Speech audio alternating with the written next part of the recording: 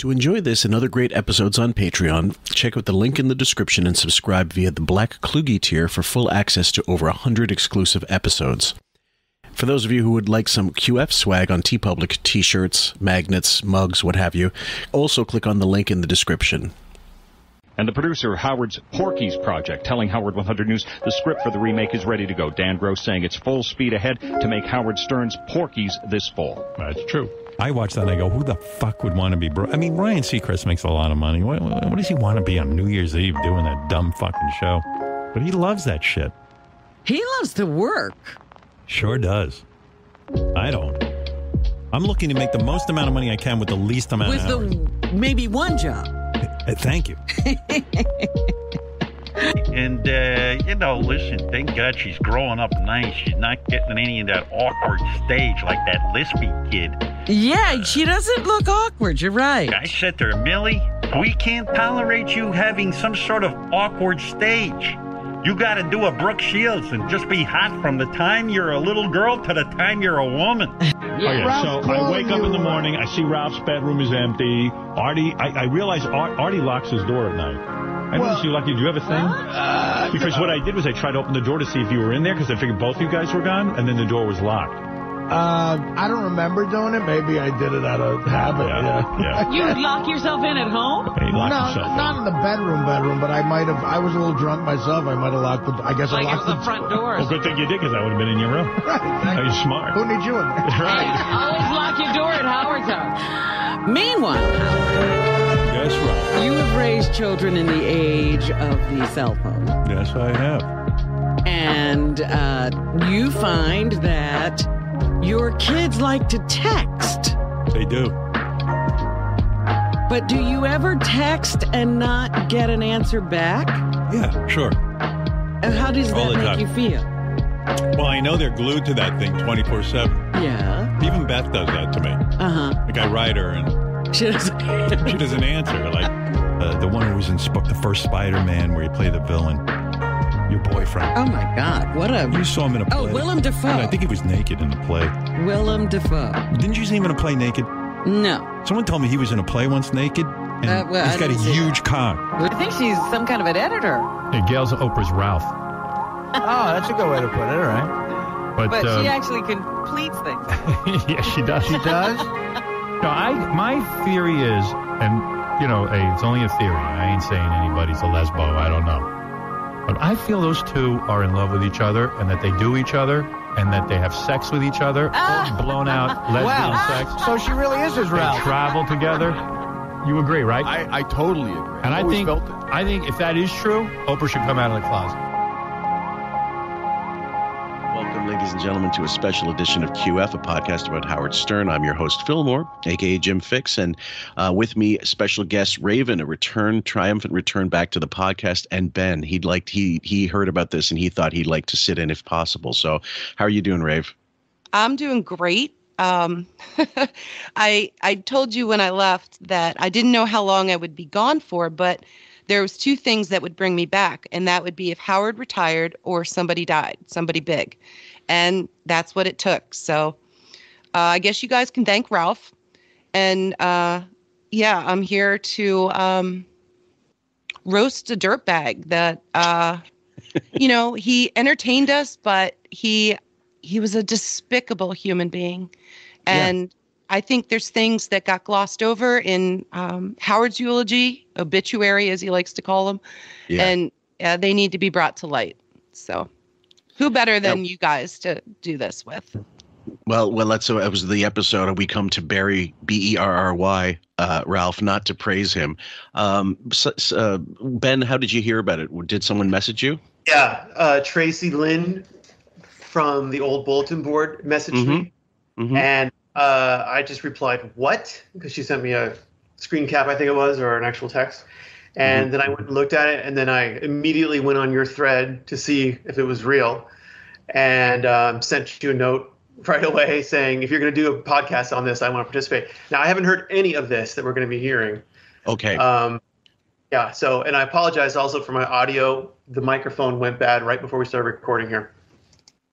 We tried to do whatever we could to get it to work, and but it's just you guys will have to sort of deal with it as we are. But we'll do what we can. At any rate, I'm going to provide some screen caps for you guys who want in on the to follow along on YouTube, and for anybody listening, well, we'll narrate some of the stuff anyway. So what happened was I got a message from someone, screen cap. Loads of people messaged me, actually. It was kind of amazing how fast it all happened and how many posts I had to decline because everybody had the same idea. So that's how that's how fast it happens in Stern World. John Stamos on his Instagram wrote the following at around 4 a.m. or something like that, maybe on Wednesday. Correct. Yeah, 4 a.m., I guess, Eastern time? Yeah, okay. Yeah. So I'm going to read it for everybody. At the painfully young age of 58, my dear friend Ralph Sorella was suddenly taken from us, leaving us all in a state of profound shock. He was, without a doubt, a one-of-a-kind soul. Ralph wasn't just a friend, he was family. My mother adored him, and I'll always cherish the memory of her affectionately mistaking his quote-unquote berry for a piece of red jello on his upper lip, playfully attempting to wipe it away. When we met in the old days where he worked his magic as a makeup artist for Howard Stern's Channel 9 show, I can vividly recall how he transformed Howard into a perfect replica of Larry King, showcasing his exceptional talent and creativity. From the day forward, we were lifelong friends. I just wished he lived longer. Ralph possessed an abundance of untapped potential, but he grappled with finding the motivation to fully realize it, a painful reality that we all witnessed. It serves as a poignant reminder of life's unpredictability, but and the importance of not only pursuing our dreams, but also seeing them through to the end. My heart aches at the thought of Ralph departing this world alone without ever experiencing the deep love he undeniably deserved. In our final exchange, I shared a story about someone who called me lucky. When I asked why, their response was simple and profound. Because you're friends with Ralph from the Howard Stern Show. Quote. And they were absolutely right. My dear boy, I will miss you so much. I love you, Ralphie boy. Rest in peace. Hey now. So when this came out, I thought it was a joke as well. I thought he'd been hacked. Right. We've had this before with Brent when somebody posted an obituary for him, and that turned out to be fake. So, of course, once burned, you're going to be a little weary the second time around when something comes up. But Howard went right into it, and it was the screen that they used was "Rest in Peace, Ralph Sorella."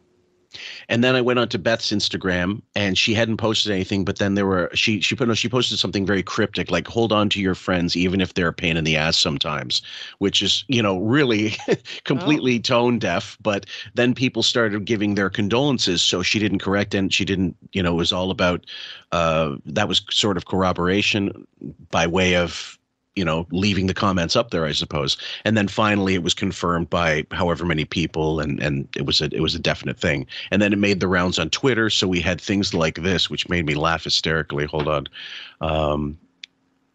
King that's priceless. King of all blacks on Twitter. He posted, and I'm quoting, guys. So my nigga, rest in peace. And it's the Len Young agrees with me. It's the weirdest excuse, like the weirdest selfie, like it's all about King. It's tone deaf completely. He's smiling, and he's got like a nice shirt on, and he's all like looking smooth, and Ralph is just like looking off in the distance with he's doing the "Live Long and Prosper" salute from Star Trek. Right. So he's not living long and not prospering anymore. That's the irony there. And it looks like Ralph threw on that plaid shirt there so that he and King wouldn't look identical with their all white outfits there. Right. So you wouldn't mistake him for the president of the Beastie Boys fan club, right? So so that was that, and then so there's all kinds of other things came up. Now later, this is what Beth posted. And so Raven sent this to me, but I had seen it already, and I kind of laughed hysterically. It's a picture of a rooster, like some type of rooster, and it says, she wrote down, "Oh, what a beautiful update on the rooster named Ralph, who was discarded and found alone walking around a family's lawn with nowhere to go a few months ago. I posted him, and somebody else came to his rescue and found him a foster who fell in love with Ralph and adopted him. Look at Ralph now." And the sad irony here is Ralph was adopted, the real Ralph. Oh. And I think this is a passive aggressive dig at him, to be honest. Raven? It does seem like that. Beth is so strange with, her posts and her relationship with Ralph. I think her and Ralph often fought for Howard's attention or his money. in the end. I mean, let's be honest. They're the two closest people that, other than his children, who would have any stake in his estate when he passes. But yeah, it's your comment was cock-a-doodle-doo. Well, that was the other thing. First thing I thought was it's about cock, isn't it? So maybe that's the other reason. So, and a lot of people said this is a little tone deaf. This is a little Pittsburgh Strong-esque, in terms of how tone deaf it is. Ben, what's your take on that? She posted that the day of the announcement that Ralph had died? Yesterday, she posted it. Oh, the day after, or no, 2 days after, I guess. Yes. Yeah, I don't know if I have a take on that. That's I don't know why they would have named him. Did she name him Ralph? Yes. No, and a lot of things about Beth's Instagram are not timely. They're usually old photos that she reposts. So it's just strange that she would pick, of all things, that to post 2 days after his death was announced. A few months ago, she said, yeah. The other thing, Beth was sent over to Ralph's, or she volunteered, as Howard said, to go to his apartment and to talk to the family about making funeral arrangements. So what was she exactly getting out of that apartment? What kind of Polaroids, script, maybe, who knows, just videos, any evidence that needed to be cleaned out of Ralph's apartment. I just wonder what that was. Ben? Yeah, you read my mind. I have not heard the clip yet, but any of this yet. But I said to Tracy, how could Howard even go on the air without being confident that Ralph's apartment had been cleared out, so that some family member doesn't go in with it and find a shoebox and go, "What's this?" Right. So, I thought, is there a security guard who is already rested? Rest assured, Howard, I have the shoebox here. I have whatever else here, because he would be too nervous, I think, to go on without being certain that there was nothing in that apartment anymore. Well, this is an audio from Artie's Quitter podcast ages ago when he had Grillo in, and I think it is a joke, but it was a time when he was still very angry with Howard. He was kind of flip-flopping between I owe him so much and this and that, and then this is what he had to say. Just so you know, before you get mad at me, I still have that tape in the safe. Okay. Yeah, no kidding. There's got to be something. Yeah. Listen. Okay. Listen. I sent a picture of your outfit over to the guys at H&M. Yeah. They said those shoelaces are free if you wear this tie. So do you mind if I get some shoelaces for myself? I know you don't care about the price of shoelaces, but they said I could get 10 pairs of shoelaces for me if you wear this tie on Kimmel. So it's just a big Ralph fetch and that was the part that I love, the tape part of it. And so, we say it he says it as a joke, but why would you make a joke like that if you didn't think there was some truth to it, or if you didn't know that there was some truth to it? Right. It's clear that Artie suspected all along something going on with Howard and Ralph, and the way, he was always calling Ralph fruity. Mm-hmm. And, for Christ's sake, I mean, just the way he styled Howard, and the two of them, their looks became like enmeshed. The scarf thing, the tunics from the Metallica concert. I love that one. The hair, the tinted sunglasses, everything like about the two of them. It's so odd. Mm-hmm. Like they were always twinning. No, I was just saying the identical hair. It's like the one he was the stuntman for Howard almost. Yeah. Yeah. Well, I mean, and Howard eventually on this thing, points out that he took Ralph's look, not the other way around. It really was, here's my stylist. I'm going to emulate whatever he does. And he did whatever, with some slight alterations, what have you. But it was, and there's some pictures of them walking through an airport looking basically dressed the same way, skater boy or grunge. When it was grunge, they went grunge. When it was, hair metal days, it was closer to that. Although Ralph always dressed a lot swishier before, than Howard. So my take is this, like Dee Snider was his original stylist, and then he got into the tattoos, and then Ralph sort of took the baton and carried it with him as far as like going to consult him with tattoos and what they were going to pick out. And then the clothing thing happened. And then later along the road came Barbados and the hookup there. Yep. So that's just the evolution of Howard's style. Ben? Yeah, I actually re-listened to a little bit of history of Howard Stern, and Dee's wife actually was helping Howard along. I think they even used some of Dee's own clothing. There's a picture you can find of Howard wearing this sleeves cut off Mickey Mouse t-shirt that was Dee's t-shirt. I think he wore it for Rolling Stone magazine or something. So he was just literally playing dress up.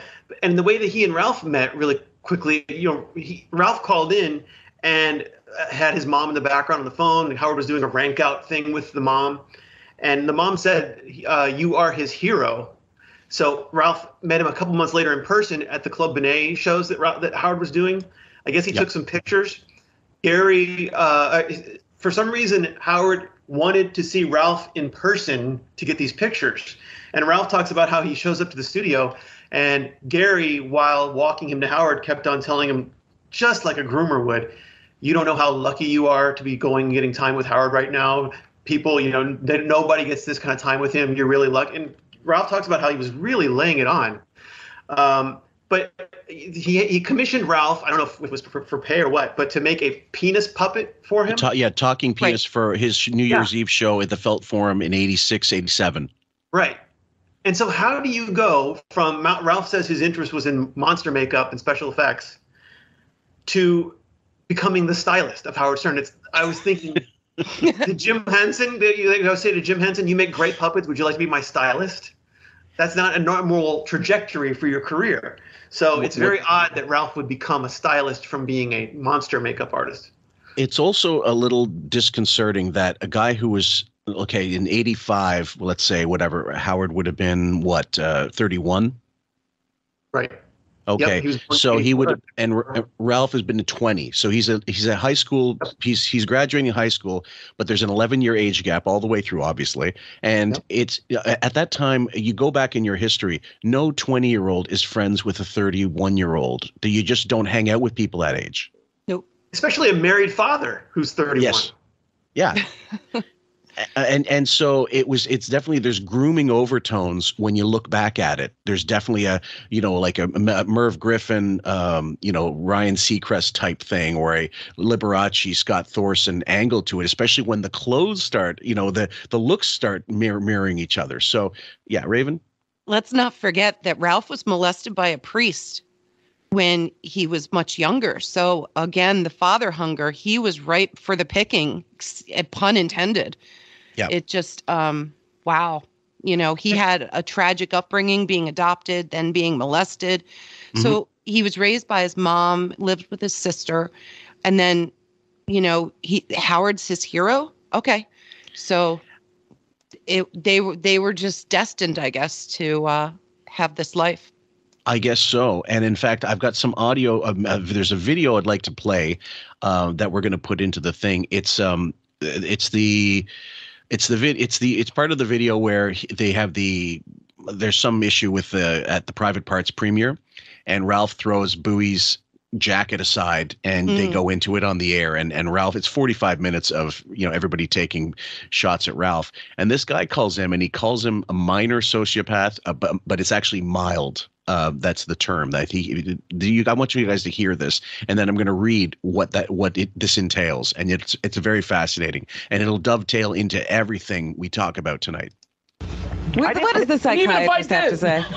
Psychologist. May I speak? Even yes. if I did. Go ahead, Derek. Howard, I used to do exit counseling for cults. Yes. Go ahead. And this is a classic example of a minor sociopath who is do anything for your love, affection, and recognition. Okay, which one are you talking about? I'm talking about Ralph. Oh, okay. Gary, you're a normal, decent human being. You are never going to make any headway with Ralph. Oh, you are an idiot. What do you mean by a psychopath? I am not an idiot. Sociopath. Who is this, Dr. Seuss? No. You can link this whole thing to Howard as a guru and all the interns, all Ralph, John, Gary, Fred, Jackie, not Robin. Robin's special. But all of these people are the inner circle of this cult, and it's the Howard Stern cult. And Howard, you play him like a violin. It's beautiful. It's the best entertainment of the 20th century. All right, let me say something here, Ralph. Disregarding even for a minute what the this brilliant psychologist has said, and he's right. He's right on the money. Dr. Seuss. Do you feel? And I'm going to ask you a question because I got to get the friend. I have to ask you a question. Do you feel? Do you feel that the United that you States, are? Do you feel? You want to joke or you want to? Because you got a personality problem, pal. Lack of it. Do you feel? No, he's got too much of a personality. That you have a higher elevated position. If you were to put a map of the organization of this show, the echelon, do you feel you really have to answer to Gary? Do I feel I have to answer to Gary? In what respect? Okay, I'll give you a question. Gary comes to you and says, "That's your answer. I don't want you in the air studio unless you ask me first." And then a day later, you walk into the studio, disregarding everything Gary just said. Do you feel that he is in any way? That is not right to do. It's not right. Have you done that? Yes. Okay.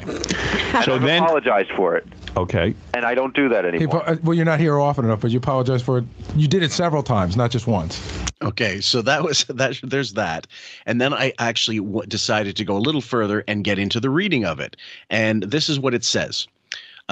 Symptoms of antisocial personality disorder include repeatedly ignoring wrong and right, telling lies to take advantage of others, not being sensitive to or respectful of others, using charm or wit to manipulate others for personal gain or pleasure, having a sense of superiority and being extremely opinionated. Okay, having problems with the law, including criminal behavior, drug dealing. Anybody? Okay. Oh, he hit a woman. Yes. He at Scores, I believe it was. Yeah, I mean, just lying and the drugs, everything. Yep. Being hostile, aggressive, violent, or threatening to others, feeling no guilt about harming others, doing dangerous things with no regard for the safety of self or others, drug taking, booze, getting completely blotto. He was found passed out on a Manhattan street by not only Robin, but Mary Delabate when they were driving around that day after a night out at the club. And this one made me laugh. Being irresponsible and failing to fulfill work or financial responsibilities. Oh, he mastered that. Yeah. Ben? No, I was going to say that one is the one that most describes him, I think. Yes, absolutely. So we're going to go into the clips, guys, from the Wednesday show. And I found it that the reason why I found it odd was because if they'd know, like, it's the speculation that a lot of people are going on about is like, do they believe the story that Howard told? We're going to go through it and we're going to tell our thoughts on how we feel. And there, if we are skeptical, and I certainly still am, about the way things supposedly went down in terms of the cause of death, it's because listen to this show. You've got a host that has lied about everything his entire life, and a co-host who's lied in 2 books, not 1, but 2, and not just about the books, but then later on about the promotion of the book, saying she was a vegan when she was promoting it, even though she was eating meat at the time. They've lied about plastic surgeries. They've lied about, they have canned callers. They have bits that they've sorted out. They had an executive producer, what's his name, KC, who used to arrange for Harry the Electric Eel to put in fake calls. So, and then you've got Ralph's history of drug use, drug dealing, not just drug use, and then you're expected to just take this story as truth, and people have problems believing it. You can't not understand where that comes from.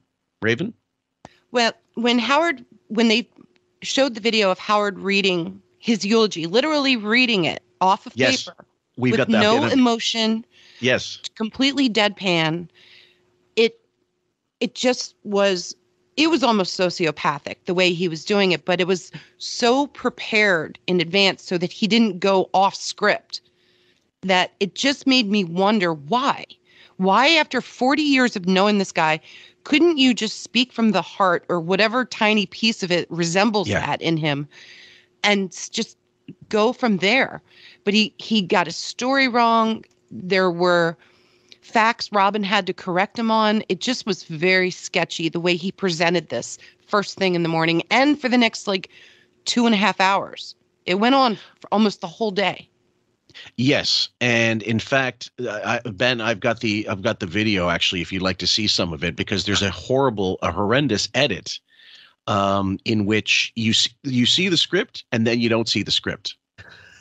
Okay. and let me just see if I can. I'll cue it up. That floor is the Florida house, right? Yeah, it is. Isn't it? No, that's the Hamptons house. Okay. So Robin does wear a wig because she was photographed for people without the wig. That's right. She went back to the wig for the show. Yes. And the Harry Carey glasses. Oh, she's wearing the Larry King glasses there. Okay.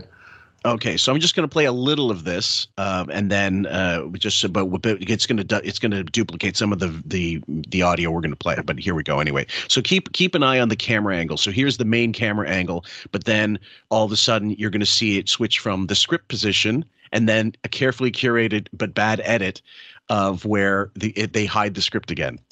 And I needed to look like Larry King or something like that, and Ralph would make these elaborate prosthetics. And I said, "You are so talented." And that was the beginning of our friendship. I remember I'm sitting there on the Channel 9 show. He goes, "You don't look that good on air. Like, maybe you should grow your hair out a little bit." Or Did you caught that? Yeah, you can see it. Did you catch the edit? Of the script that he's holding. Oh, there it is. Okay, yeah. Right. There's the script. Okay. And suddenly it goes away. Yeah, right. Script. And also, even if you just go through, like, let me just get back to the original part here. Just if anybody wants to see, you can clearly tell he's reading. Like, just look at him here. Yeah. His eyes are downward. He's just reading off his script. I didn't need to see the actual script to know that he was reading. Correct. So you think somebody in the back office wrote this for him, the script? Well, someone put it together. He needed notes for this, so it was clearly something essential. He absolutely could not do this without reading. And someone would say, well, someone would argue, "Oh, well, he was emotional." There's no emotion in his reading. None. Like it's completely deadpan. I mean, it's one of the worst things I've ever seen. If that's the case, like if you're at a funeral, you're giving a eulogy at an actual funeral and you tear up. Yes, of course, people have notes. But he said this like he was doing a shitty read for Squatty Potty or something. Raven? This was maybe a little less than 24 hours after Ralph passed, and he found out because he said he found out right after the show, Tuesday. Yes. So. Here it is, 7 a.m. Wednesday. No emotion, no like choking up, nothing. Complete deadpan. Mm-hmm. Just sadness, yeah, something, but just there's like a solemnness about him. But he just doesn't. He's not all there. Something's up. Something's going on in his head. He's worried. He's thinking about something else when he's doing this. It's strange.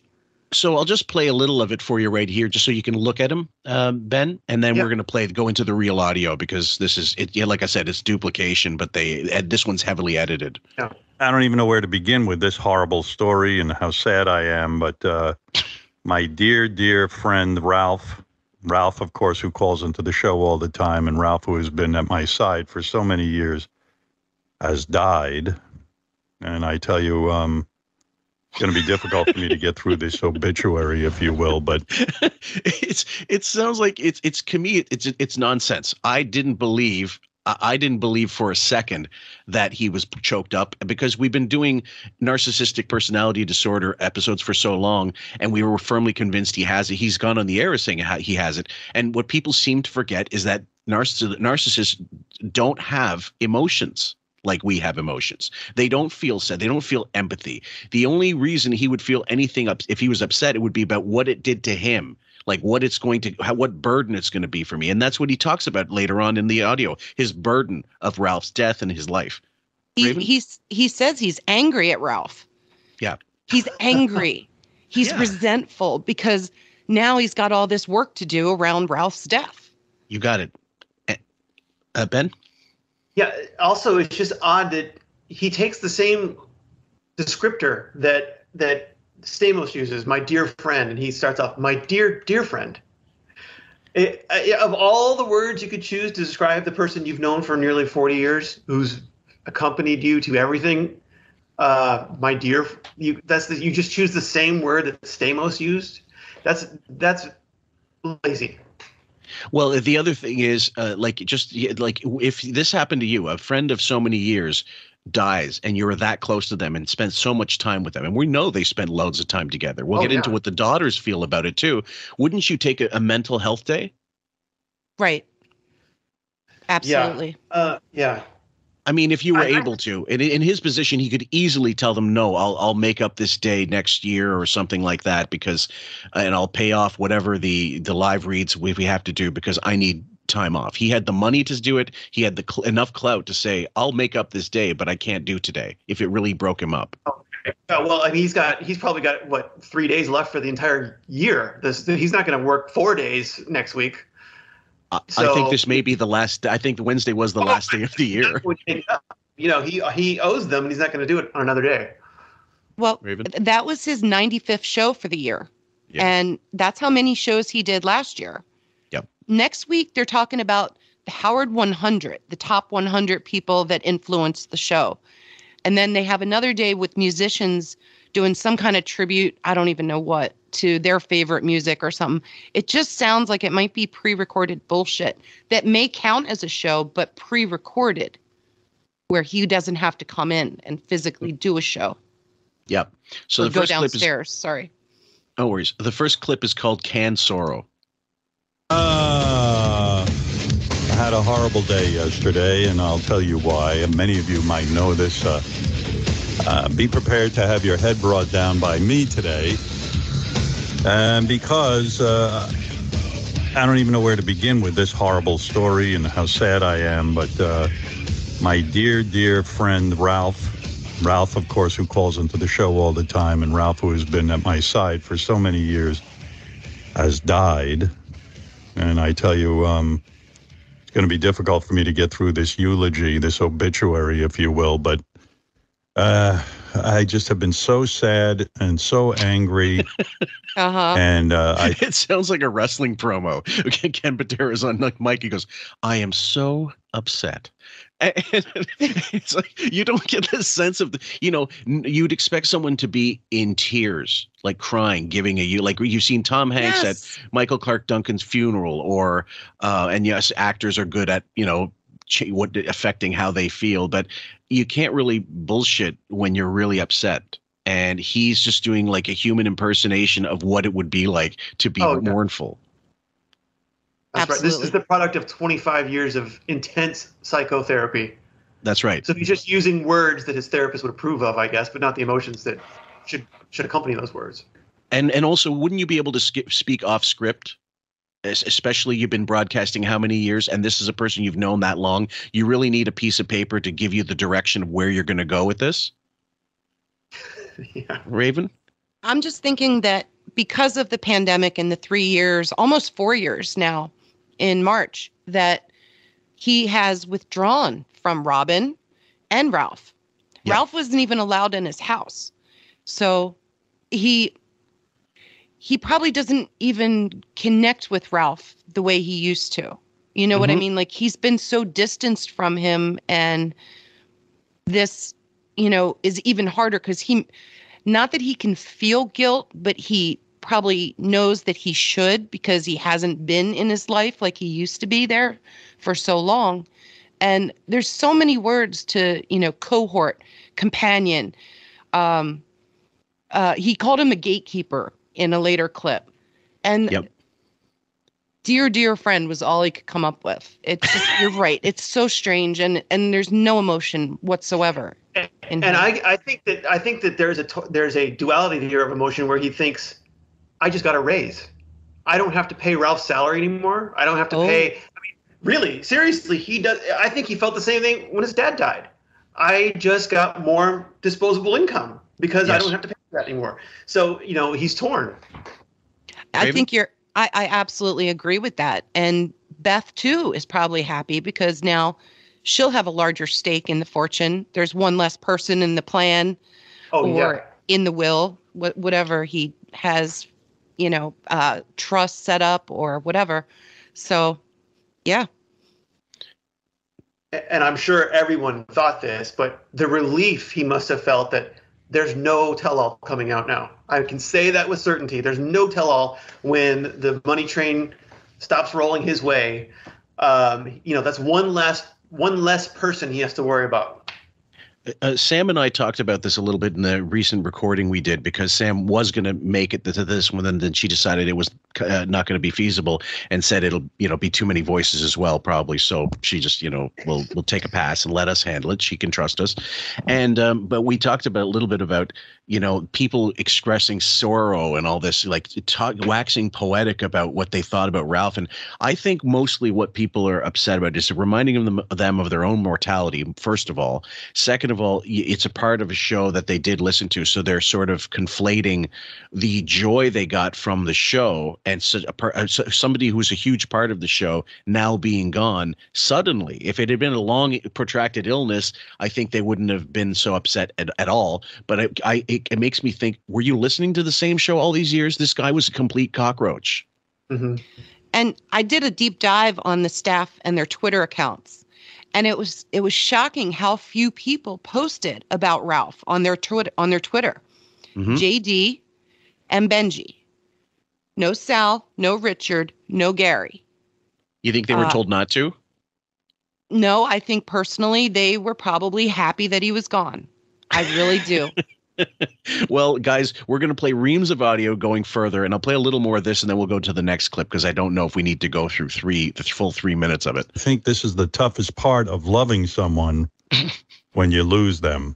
And Lord knows I loved Ralph. And the reason, over the years, so many of you who listen to the show, and I know this is a shock to many fans out there who either follow Ralph on Instagram or have just listened to the show, and Ralph's been part of the show, and Ralph, some people hated him, some people loved him, and that's what makes good radio. That's why I always loved when Ralph would call in. But aside from on the air, I've been friends with Ralph. I'm bad with math, and I'm bad with years and remembering, but I know when Ralph graduated high school, I was on the radio at WNBC. So he's going to go into it. And we just explained about how the real timeline went. Basically, it goes first call in to, he and his mother called in. It was 1985. Then he helped out design the aforementioned talking penis at the Felt Forum. Then when the Channel 9 show comes in, he's going to talk about it. And he was free labor. Yeah, that's why Howard liked him. You work for free. So, but here's the one thing I wanted to play, because let me just cue it up. Here's audio, guys, of Ralph's first call into the show. And I can include it because of a little throwaway line Ralph has at some point where he mentions he was on Letterman. But then in Howard's eulogy, he mentions, I didn't even know he was on Letterman. And it was the first thing he ever heard from Ralph. One of the first things. Can you play the new Connie Francis Christmas song? You want to hear it again? Yeah, my mother didn't hear it. She loves Connie Francis. Oh. Well, is she listening now? Yeah. Where is she? Is she there? Yeah, she's in the other room making cookies. She doesn't believe I'm on the phone. It's okay. Here, I'll play it for her, but then I want her reaction to it. You want her reaction to it? Yeah. You want to talk to her? Yeah, sure. Hold on. Howard Stern. Who's this? Hi, how are you, darling? This is Howard Stern? Yeah. What did my son say? That I like Connie Francis? Yeah, do you like Connie Francis? Oh, God, no. She's not a singer. She's not an entertainer. Oh, you don't like her? No, not at all. Oh, I thought you wanted to hear the Christmas song. Which Christmas song is that? The Connie Francis Christmas song? Oh, maybe I'd like to hear that. Oh, all right. Hold on. We can play it for you. Yeah, okay. Do you want...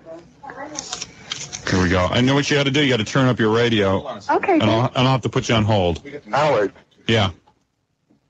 Listen, I was on David Letterman, too. So there, that's one of the first things, this guy that spent all this time with you, you would have that ingrained in your brain because it's a first, you would remember that, I think. He actually comes back to it later in the call. Yes, he does. Says, I was in the audience. Yeah. Yeah. So the next clip is called I Wish I Knew How to Quit You. We had a great chemistry, and we had a great friendship, and Ralph was one of my bros. And in fact, I came to think of Ralph as family. Ralph was there early on in my career in New York, and he'd be in my home. There weren't too many people I had over in my home, but Ralph would hang with me. We'd watch television together. This is where you get that grooming, like creepy vibe, don't you, Ben? One of the only other people he had to his home was Richard Simmons.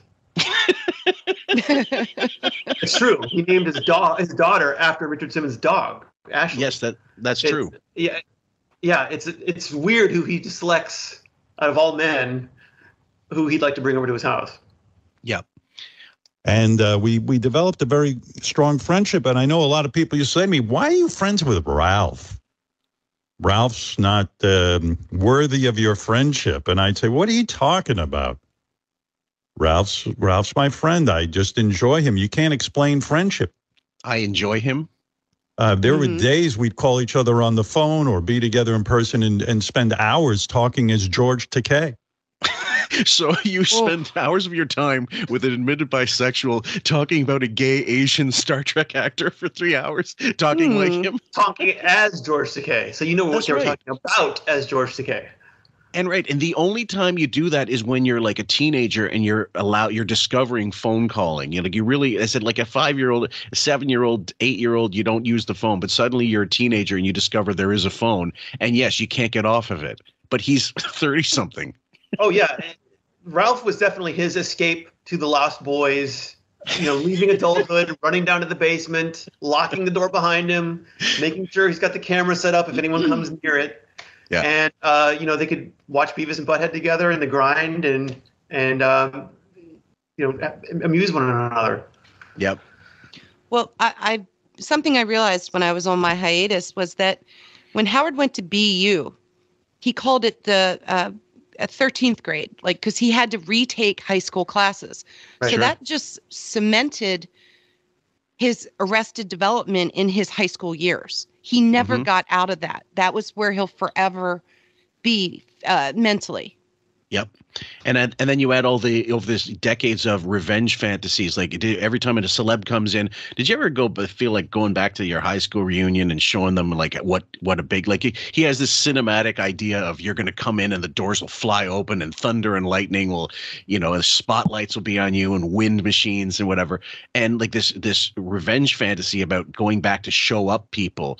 I remember there's a famous story about Janis Joplin when she became big and went back to Port Arthur, Texas to her reunion, but she flew in, like she paid for a helicopter to drop her in, and that she went in and she got drunk because what happened ultimately, she was trying to show off to people, but she got so self-conscious she ended up using what she does best, and she drinking and getting blotto and made a fool of herself as a fact, and she had that constant complex of never being good enough back in the day. So he's the same. Like he's got that like perpetual, I've never been able to get out of high school or get over the fact that I was just a nobody.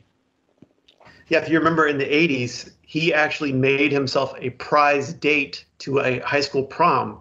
Yes. And so here he is, like in his late 20s, early 30s, whatever, and he still is fantasizing about being the popular one at the prom. That's what we see Beth as well. Like, this is my ticket to the popular prom girl. Yes, she was the Fox Chapel High prom queen who got wrecked at the prom. Okay. Homecoming queen. Yeah. She Howard actually had his prom with the Goo Goo Dolls gay dance party. That's right. That was his prom, his real one. That's a great one. And I still say you'll never see him looking happier than he does in that video. I love that video that you made. The next one's called He's Not Heavy, He's My Burden. Being friends with Ralph for me was very challenging at times because I became very angry with Ralph, as I still am. I'm experiencing great sadness and great anger because Ralph, his kryptonite was he didn't take care of himself. And a lot of that pressure fell on me. A couple of years ago, I had begged Ralph. I said, Ralph, you have to have health insurance. And he was playing a game of Russian roulette. He was not getting himself his health insurance. And okay, now this is where it gets problematic. Now here's what I understood from the agent for the original series contract. Ralph was one of about 9 people contracted to work for 1112 Productions. That's right. It doesn't say anything about providing health care to these employees. So I chatted a little bit with Richie Wilson. I don't think he'll mind me saying this. And he said he always had him written into whatever project he was doing. And ostensibly it was so that they could pick up the tab for any kind of health insurance because Howard wasn't going to fucking provide it. So when he was at In Demand, like the Howard TV, he was a Howard TV member. We're going to play a clip of Doug getting pissed off because he's supposed to be an employee of Howard TV. but he takes 3 weeks off to go to California, doesn't run it by Doug, and just assumes that Howard's going to be okay with it. And I'm sure it was a matter of, look, I'm the boss's girlfriend. I can do what I want, and I'm not really a worker there. But he was on the books as an employee, and I'm sure that was to get health insurance. Richie said In Demand provided health insurance for them. When he was at AGT, he had him on the payroll there, obviously as a stylist, but also to get him health insurance. But he was too cheap to provide health insurance to his fucking long-term, like boober. This is the kind of eulogy you're not talking about. You hit all the points I was going to say, especially with AGT. And isn't it funny that like Robin and Ralph both overlooked their health and doctors and just regular checkups. And then, we know what happened to Robin, and now we see with Ralph that according to Howard, it was a lymphoma that metastasized beyond, repair in this case. Well, no, he said he died on the operating table and that it was curable and treatable, but I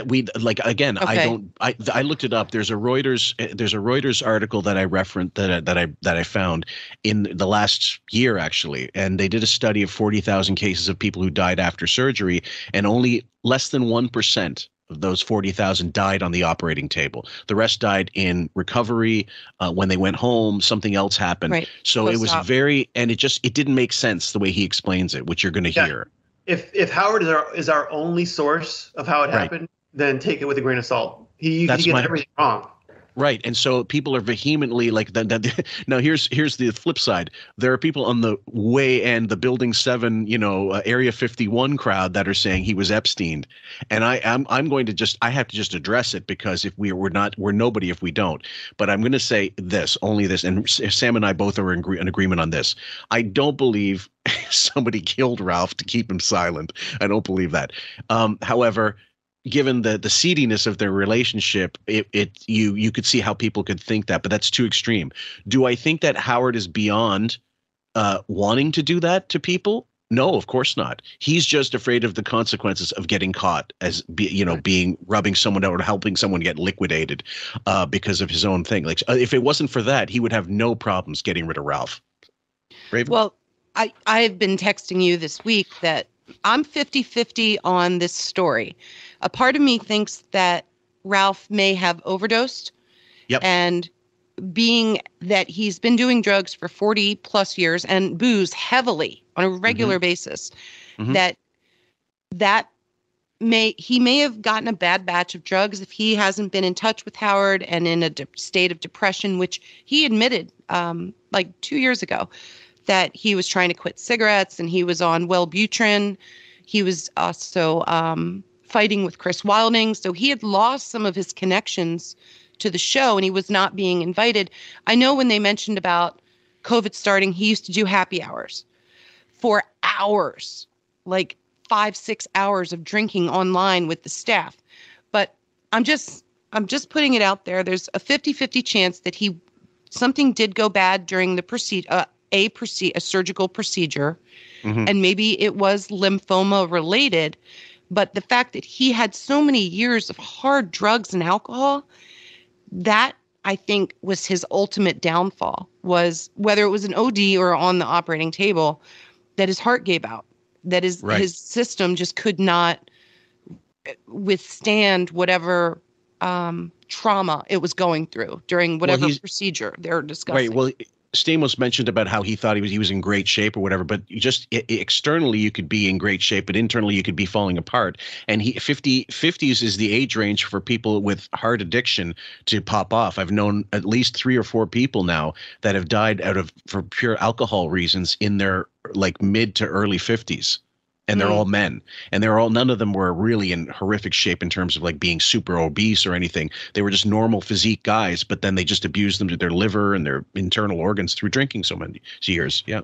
And I even sent you an article that shows a huge relation between lymphoma and drug and alcohol abuse. And it increases your chances of getting it like 40 or 50%. So there's that too.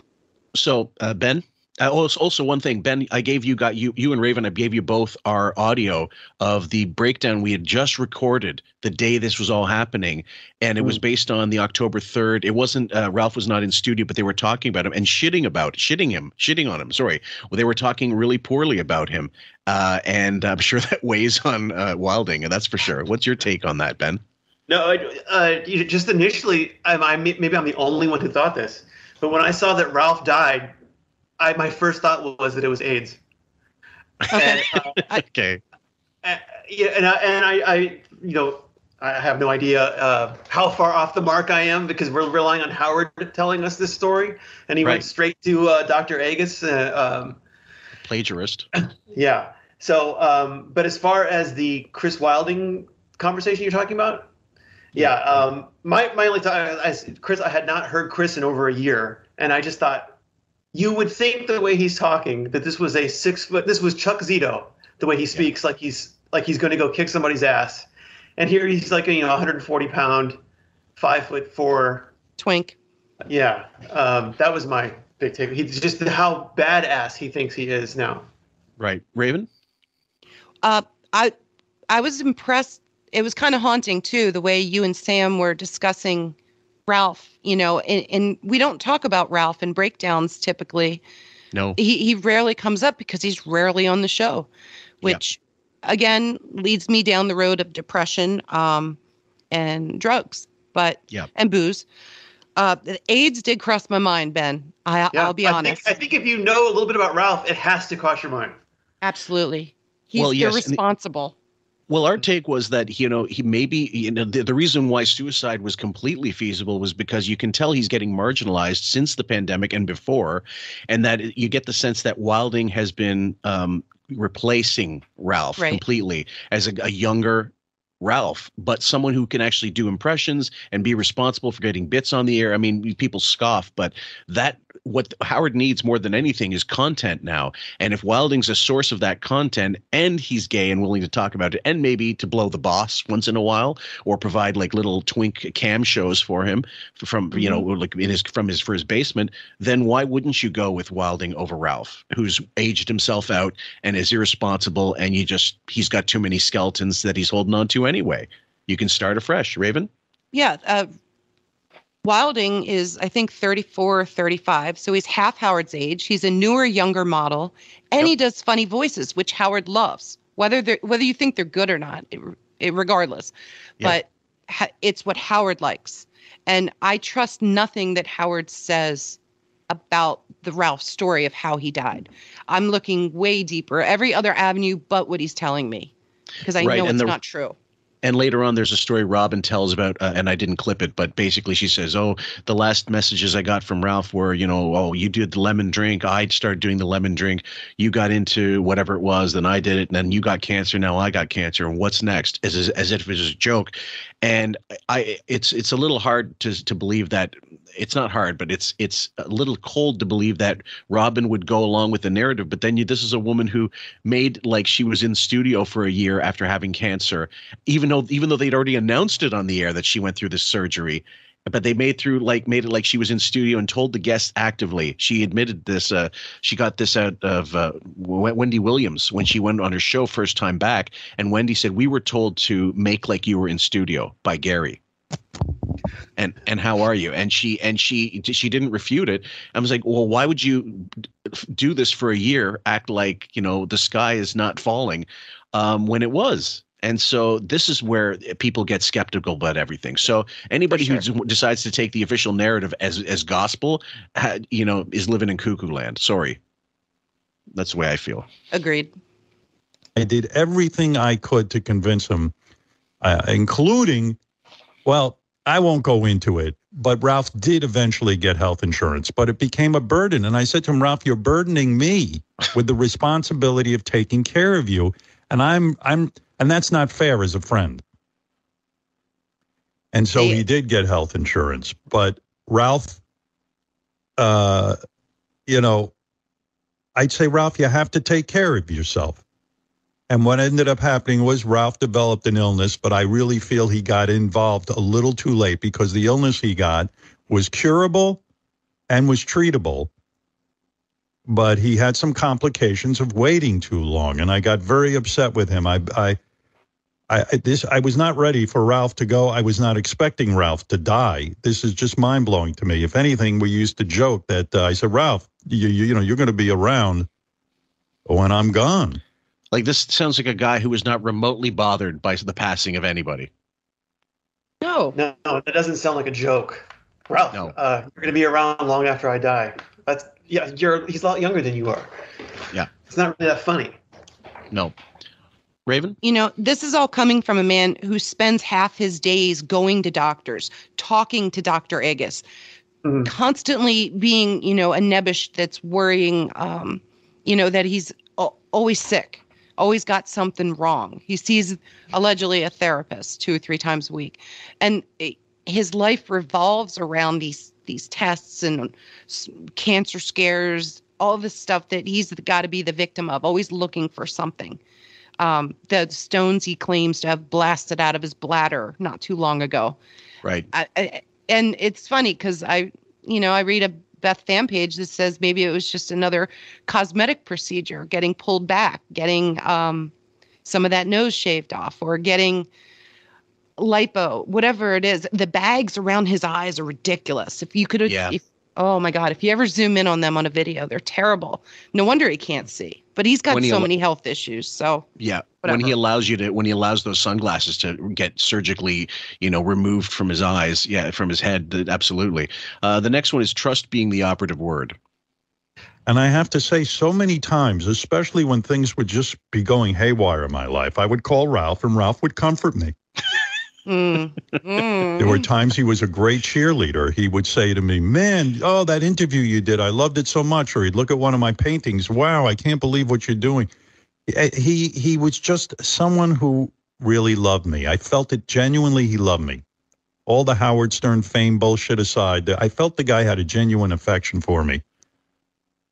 And, you know, I've detailed over the years all of Ralph's fuck-ups and this and that. But the bottom line is Ralph was a trustworthy, dear friend who made me laugh every time I was with him.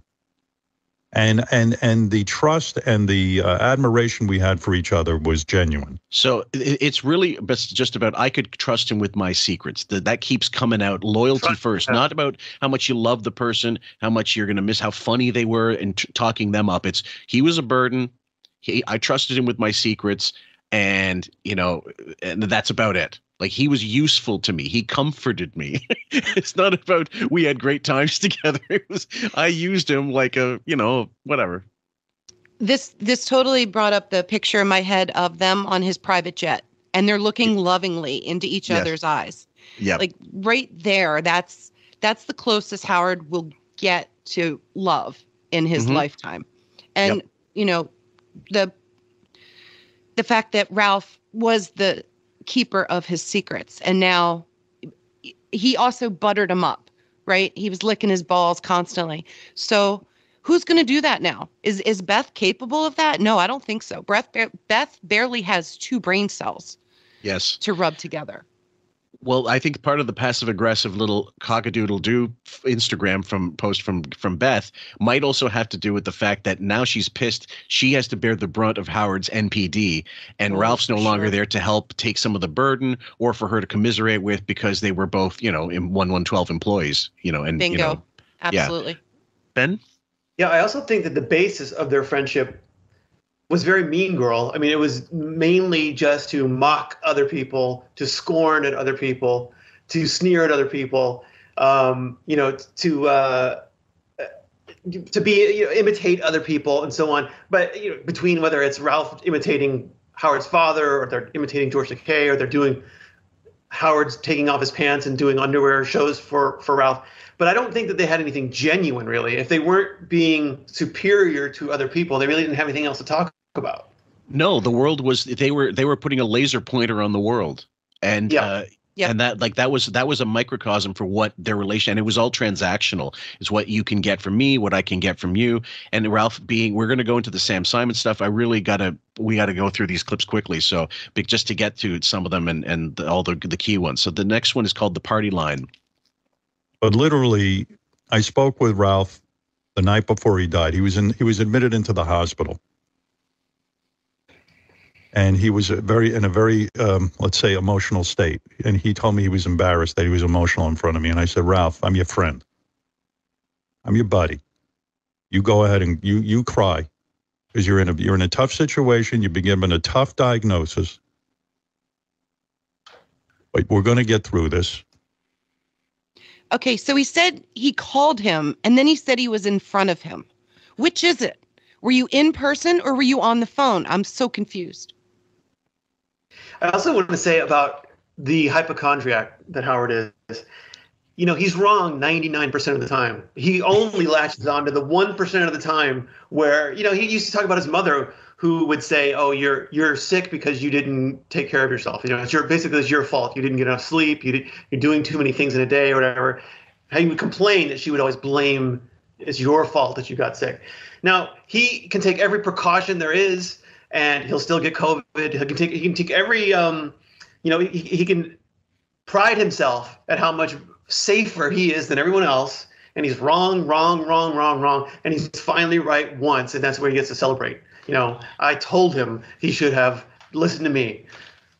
Anyway, there's a little bit of gloating, I think, going on. Mm-hmm. One other aspect of the whole the conspiratorial stuff, like he might have OD'd, for example, is the way Stamos worded that post, that he died alone, and yet Howard's saying he died on the operating table, which is hardly alone. It's not like the doctors went off to go get a peanut butter and jelly sandwich while Ralph bled out. It doesn't make sense. The wording, he died alone. Johnny Carson had 2 surviving sons and was married at the time when he died, and he died alone. Nobody was by his bedside. That's the way he wanted it. You don't use that terminology unless someone literally died alone on a floor, wherever, in a bed somewhere, like Paul Lind, and the patron saint of QF, along with Judy Garland. And so, if you could metaphorically say, okay, yeah, he meant no, he died without someone in his life to help him. Okay, sure, I see that too. I get that. But again, the word usage is important. Like the phrasing of certain things leads one to believe of a certain line of thinking. Ben? Well, I also think he literally died alone because it was totally unexpected, wasn't it? A heart attack during or recovering from. So it wasn't like he was dying. You know, he was. It was. I thought it was a procedural thing, and it just happened to be that he had a heart attack. But I kind of laughed at Stamos wishing that there was someone whose heart was broken and was crying that Ralph died, and there isn't that person. It's almost like you wish that there was someone mourning right now. Why? Yeah. I mean, Ralph didn't want or deserve to have someone mourn for him.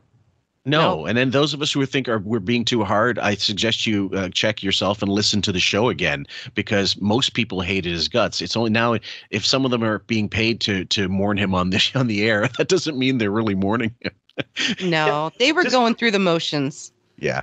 Yeah, just from what I'm hearing so far, and it's Howard, so of course it's all going to sound stilted. Yep. And even Stamos kind of raced for ways to humanize Ralph, and it was like, it was roasting him kind of, because he's not really a kind of person that you would see as lovable. Yeah. He's very mean, nasty, thinks he's superior, thinks his 112 IQ is 30, 40 points higher than it actually is. Mm-hmm. And was just a rotten kind of a person. Yeah. Not a person you'd want around you at any length. You wouldn't trust him with anything. And who would be laughing hysterically if this was you that had happened, that this had happened to. Absolutely. Correct. He was irresponsible.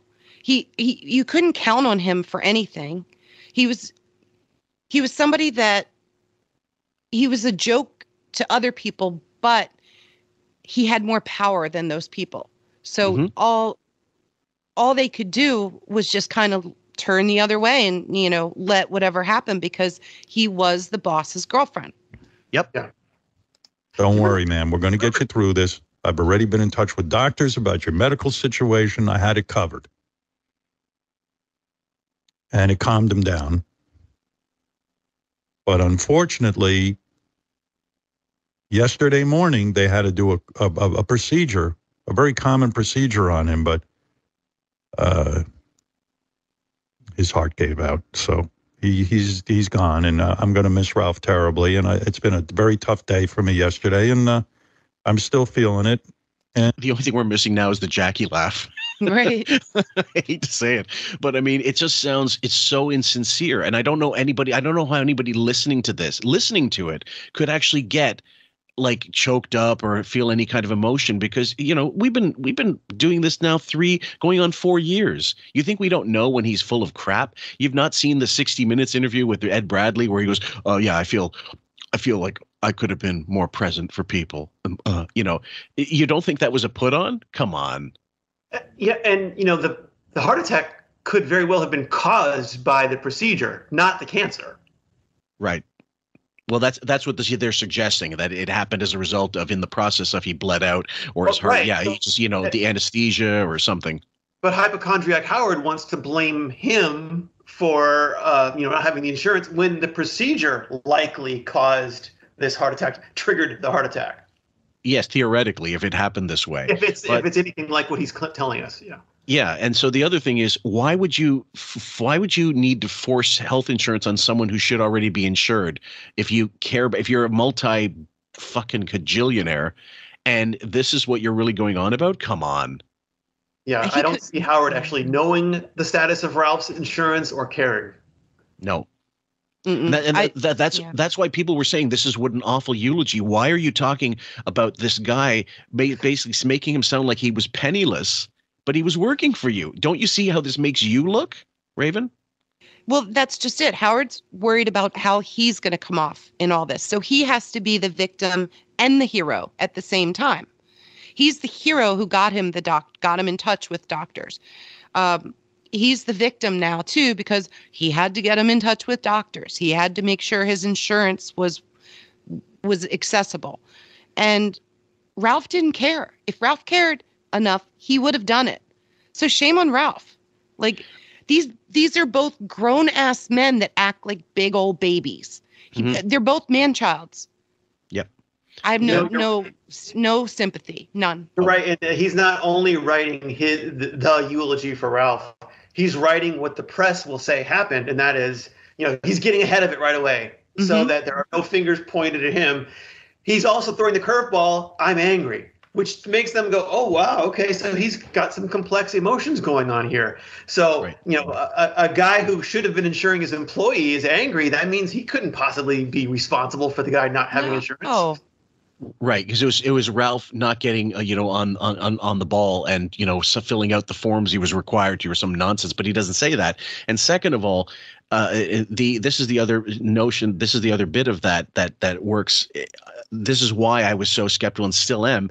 Is it sounds very much like the day after Dana Plato when they recorded that show, trying to cover their ass, like she had a good time, she thanked us, all this stuff, and it sounded like ass covering mode. This is what I'm feeling when I'm hearing it. Right. And if this was something that was on Howard's mind and he wanted to mock Ralph, don't you think this would have been a segment on the air a long time ago? Like, Ralph doesn't even have insurance.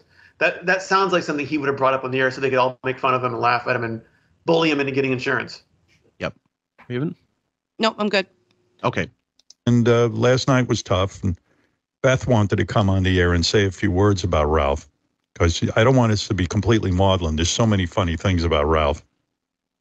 But Beth is doing something for his family today, which, God bless her, she's an angel. She got up at 4:00 this morning and is working with his family to make. But also, why aren't you involved? That's my whole point. I would have taken the day off, and I would have been hands-on with this if this was my bro. Howard never said that Beth went to his apartment. That was assumed by tons of people. Yeah. That she had to go clean out the safe and get the videos and the Polaroids and the shoe boxes of memorabilia that he had. Right. She was bringing the shredder and the SEAL team with napalm to destroy everything and go with the IT with Jeff Schick and go into the cloud and withdraw all the videos and, you know, everything. Because that's the thing. Like, Howard might be an idiot with this stuff, but Ralph was a tech guy. I don't doubt there's a lot of compromat out there on the iCloud that Ralph has somewhere. Yeah, I'm thinking that they want to get and bleach his phone, do everything that they can, you know, to get rid of any digital trail that leads to Howard. Emails, everything. Yeah. Absolutely. Yeah. So we were just, I was going to reference the post that I found on Cormano. Got to give him full credit over at Reddit. He's a great poster. Very, again, for the longest time I thought he was Ben, but Ben says it's not him. It's not a pseudo account. He's very astute with putting this stuff out there. He said Ralph was not included in the employees list for basically the pension plan. It said the pension was for Beth, this guy Michael Fox, who's the assistant to Howard's assistant Laura at the time. Howard has since got him a producing job on the show. Matthew Hansen, Howard's IT guy. I guess Jeff Schick's dead now. Laura Lacker, his personal assistant. Ellen Dunn, Howard's sister. Jeffrey Rivera, another IT guy. A guy named Richard Ruth. Eric Sanders, who apparently Howard has also ended up getting a job on the show. Christopher Ventura, who I think is security. Ralph was self-employed independent contractor. That's what he listed as an occupation in political donations. Either a self-employed designer, quote, or quote, stylist. As far as I'm aware, he also got work as a contractor for E! and Howard TV as a set designer, lighting mishmash of crap that Howard could get him paid for without having to use his own money. Typical. So it says here, he was probably hired at one point by Sirius to do bullshit contracting work. He wouldn't be eligible for a healthcare plan, though, since he wasn't an employee. Gary is another contractor who isn't an employee of Sirius XM. He signs his own deal through his production company, and he's talked about having to get his own health insurance. So anyway, where that's concerned, again, it would have been nothing for him to make sure Ralph was taken care of that way. Next clip, guys, is called "He Was Attentive to Me." Right. But Ralph was great. Ralph was so attentive to me. He would be like, if I went on Letterman, he goes, listen, your sock is showing and you can see leg. You can see your leg and it's not a good look. He cared about how I looked on camera. He would go to all my photo shoots with me when I used to be into that kind of thing. Ralph was with me every step of the way. And the three of us spent a lot of time together, Tony, Ralph, and myself. All employees. Now, I know Ben was laughing because I know you were thinking of that Che Guevara photo shoot. Yeah. No, wait a minute. When he said at my photo shoots when I was into that thing, does he mean when he was the photographer? No, when Howard was getting shot. Pardon me. Like Rolling Stone. That's a way of putting it. When I was into that kind of thing. Go ahead. You were photographed when a magazine profiled you. Or when he first got to Sirius, he did a photo shoot. I think that was part of the Che Guevara or the gay. Yeah. It was the same. It was the same photographer. I can't remember her name offhand, but we did it during a freebie on Patreon, and it was the exact same photographer. She also did some of his pay-per-view promo photos back in the day as well, and she was the one who got him into that Prince concert, that after hours, that charity concert in Manhattan. The funny thing that I always think of is how he had to play Eminem during his photo shoots to get into it. I thought of that as well. Yeah. The next one is called "Why Was Bowie the One to Tell You He Died?" It was crazy. I didn't believe Ralph was gone. Gary called me right after yesterday's show, and he said to me, I got this call from a woman claiming to be Ralph's sister. He goes, I don't know if it's real, but she's saying Ralph died. And my heart sank because Gary didn't know that Ralph was in the hospital. Very few people knew. I told Robin. That was it. And so Gary said that, and I said, oh, shit. I said, Gary, hold on. Let me call Ralph's sister. Let me make sure this is legit. And then I started texting Ralph. I go, dude, are you there? And I called him a few times, no answer. I called Lauren, Ralph's sister, and she was hysterical, crying. She loved Ralph very much, and she said, no, Howard, it's true. She told me what happened. I said, this is impossible. I have all his medical stuff lined up. I'm sitting here. I got voicemails from him, last night. So it happened this morning. And then I called Gary, and Gary was deeply upset and crying. And okay, so Raven, yeah, this is so odd. Well, there's two things, excuse me, that Howard would never in a million years give out his phone number to a hospital and be like next of kin or emergency contact. So It falls on the sister. The other thing is to get a hold of Howard, the sister couldn't even do that. If Howard's doing so much, why doesn't she have a direct line to Howard if this is so important? But he's got the Get Smart 99 doors that you got to get through just to reach him on the phone. Yeah.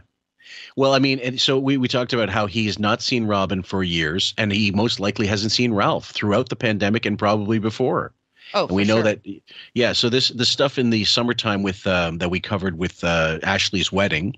If for those of you on the Patreon or not on Patreon and want to find out, the episodes are entitled Marbles PTSD, and he talked about how Ralph fucked up his tuxedo and he did it wrong and it wasn't folded correctly and blah blah blah, and it was just nonsense.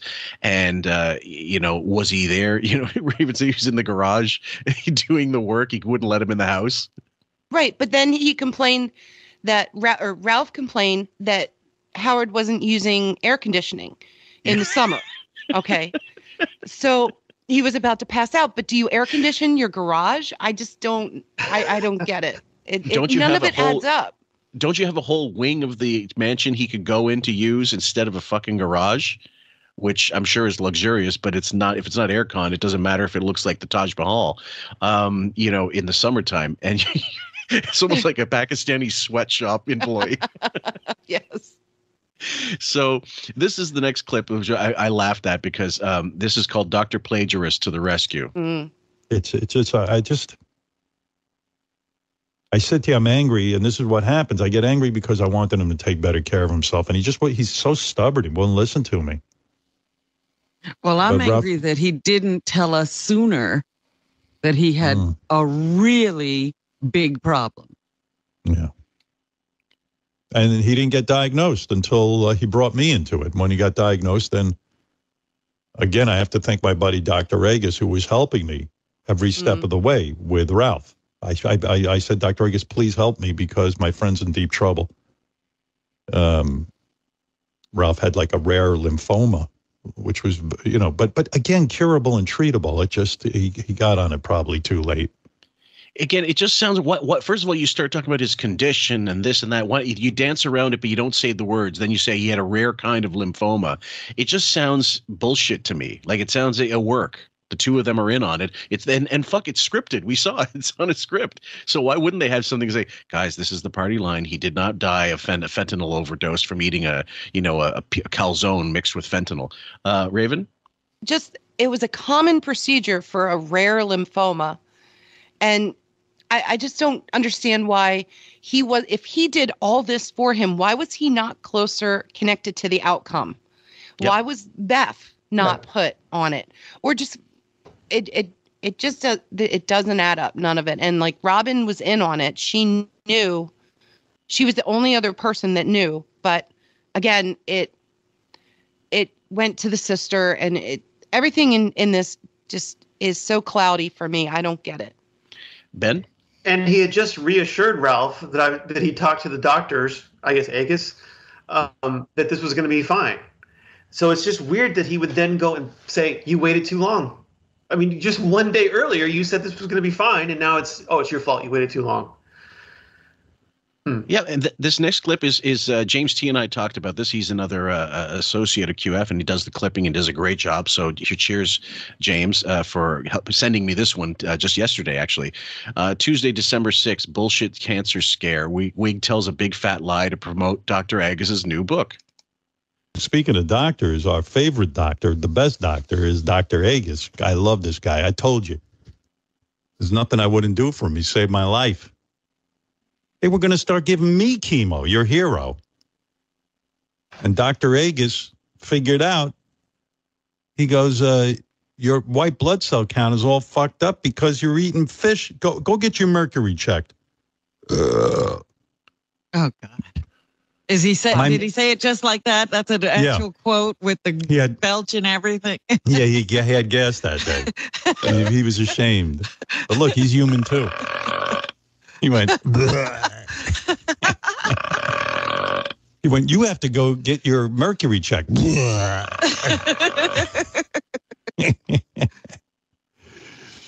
it's a true story. He's he's helped me a bunch of times with my different medical issues.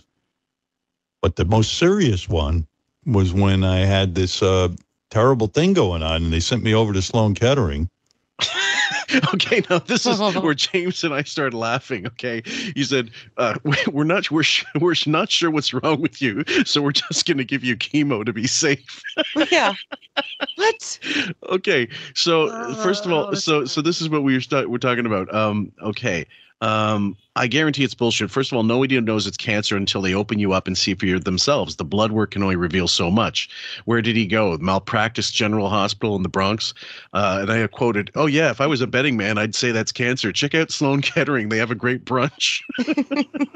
And then I looked it up. The treatment that he needed was called for mercury poisoning is called chelation therapy. And basically, he probably saw the CH and thought, okay, it's chemo because he's retarded. I don't buy it. First of all, when he says this is a true story, it's already a red flag. But they don't put in chemicals when you have mercury poisoning. They need to take the metals out of your body. And that's what this is. It's like a sieve for the metals. Ben? And this is separate from his other cancer scare that he used to promote the new book of interviews that he put out? Or is this the same cancer scare? No, this is different. This was mercury poisoning. Like he thought he basically had the white blood cell count. I don't recall the Sloan Kettering bullshit. And they were just going to just start giving him chemotherapy without even investigating what the problem was. Without doing any blood tests or anything. And Agus, you know who else he credits for saving his life? Marcy Turk. Remember at the birthday show, he said, "Marcy Turk, you saved my life." He said the same thing about his therapist. It's a meaningless expression, right? That he uses. But he's a hypochondriac and he's hyper melodramatic. So it means nothing. Well, what big balls on this guy to say this in front of Robin, who had a grapefruit tumor removed from her, from her pelvis. Yeah. And she has to sit there and listen to this constant cancer scare bullshit. James made me laugh hysterically. He goes, "Nothing like preventative chemotherapy. That's right up there with Michael Jackson taking propofol for nappy time." That's great.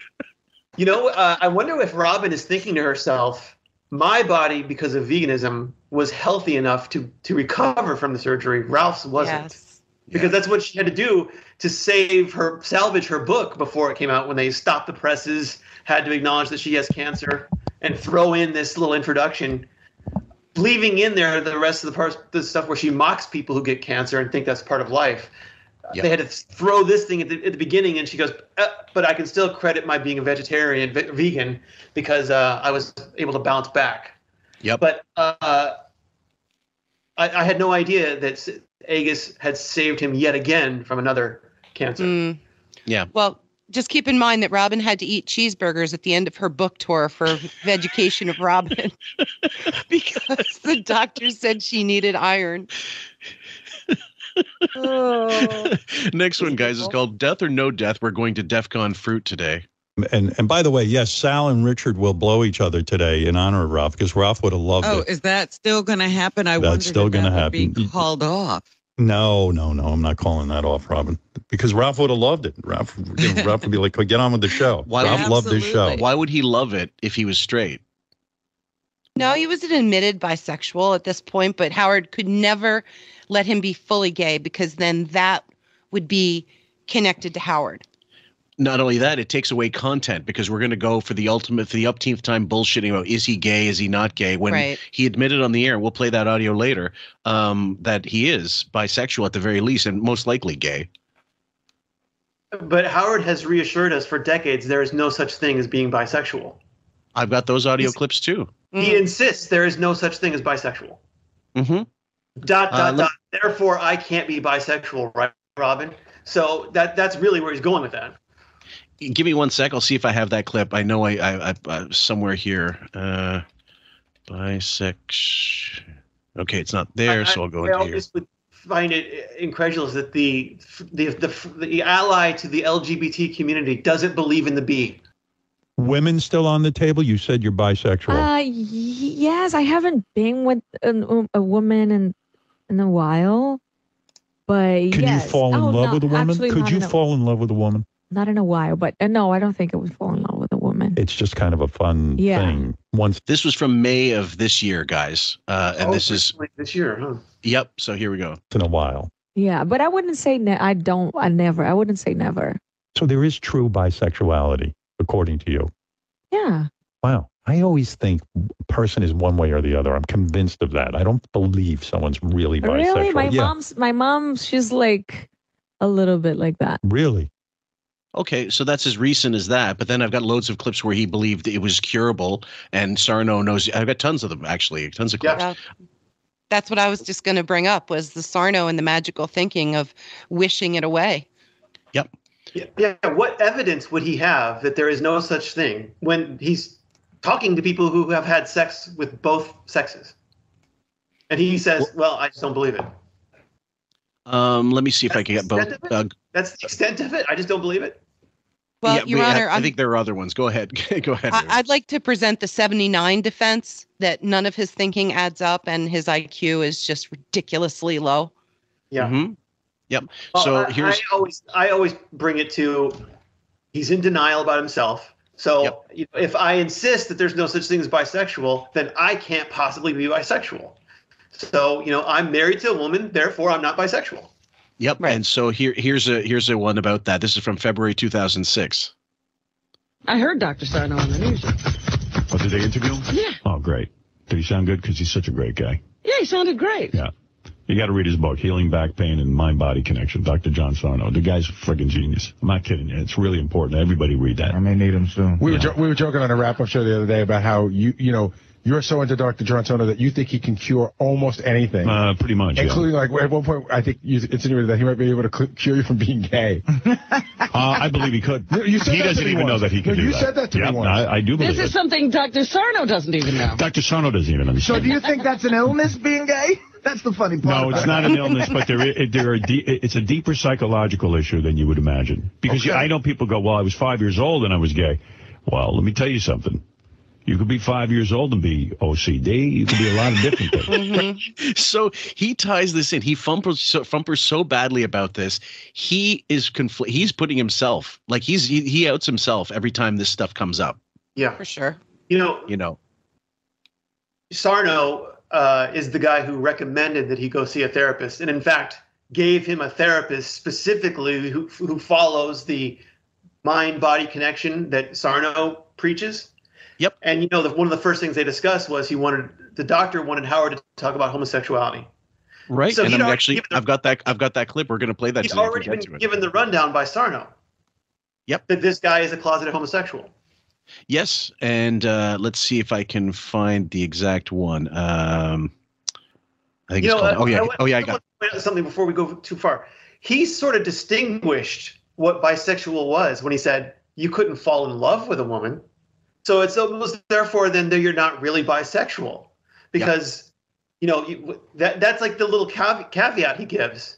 You could be attracted to and want to have sex with a man, but I wouldn't marry, therefore I'm not bisexual. Yeah. The next clip is called Help Us to Remember the Mercer Kitcher Story, because we can't. I got to tell you a funny story. So Beth and I were taking a walk. This was over the summer.